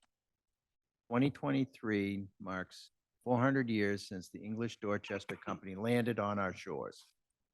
Gloucester sits on the ancestral homeland of the Pawtucket people and their neighbors, the Massachusetts, Nipmuc, and Pennacook, and Wampanoag tribes. Please enjoy the year-long and multiple events throughout 2023, most of which will be free or low cost. Visit gloucester400.org for a list of upcoming events. Like and share the Gloucester 400 Facebook page. To receive major event notifications by email, send a request to info@gloucesterma400.org. Thank you, Counselor. Next order of business, Madam Clerk. Counselor request to the mayor. Now we're going to go back to Counselor Gross. Yeah, I don't have any, or, actually I do have a request to the mayor.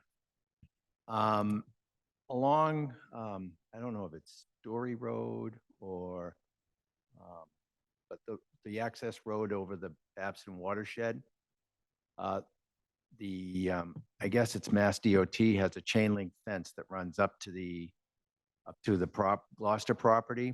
And there we have a major drop off. And there tends to be a fair amount of trash that gets thrown over that guardrail and down. And it's extremely difficult, particularly if it's large items like mattresses and stuff that gets thrown over. So I would like request to the mayor to see about putting a 6-foot chain link fence the entire length all the way to the corner, where it dog legs off up towards the old Gloucester Engineering. So that's my request to the mayor. And then also I'd like to just say that the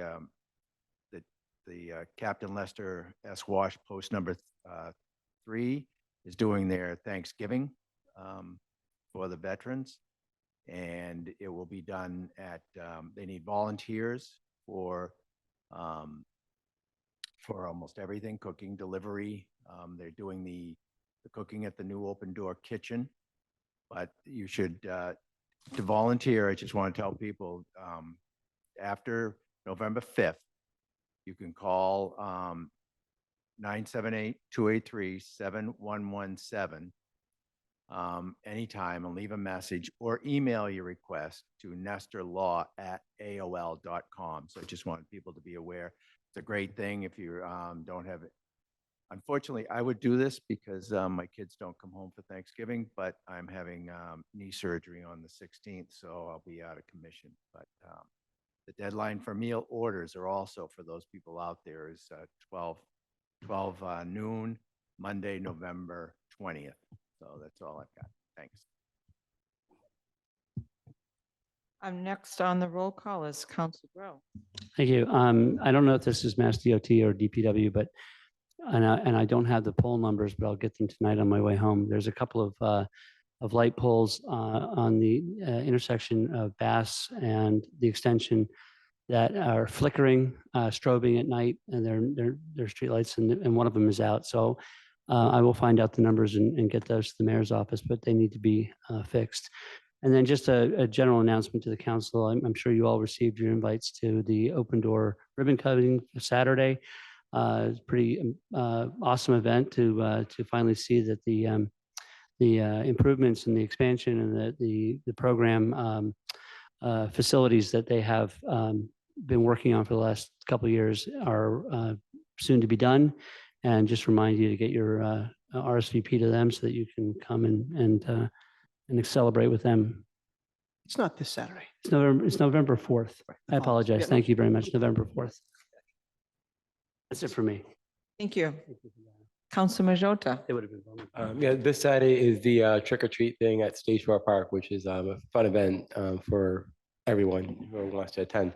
My request to the mayor is on Engle Street. I have a constituent there just questioning the no parking area. So I would just like more information of that to help the constituent. That is Engle Street, and that's it. Thank you. Next up is Council Memard. Thank you.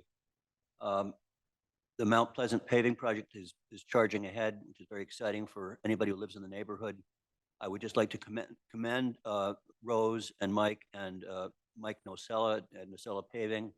There have been a couple of instances where people had problems with the grade of the repaving in terms of access to their driveways. They're actually bottoming out because of the sharp incline of a short driveway. And the DPW and Nocella Paving have been extraordinarily responsive and very, very helpful. I do have one matter for the mayor's office where I've been contacted several times now by Marcy Present, who's the Montanino Real Estate Management Company on Parker Street. They have a new tenant. It's called BC Gourmet Foods that's in the old Whole Foods building on Parker Street. We actually provided a TIF incentive to get them to place to locate there. They're having a serious problem, to get tractor trailer trucks in and out of the commercial building where Whole Foods used to be because of parking by All Seasons contractors of a whole string of big vehicles on Parker Street in a way that blocks traffic and has resulted in several accidents which the police had to be called and vehicles were damaged.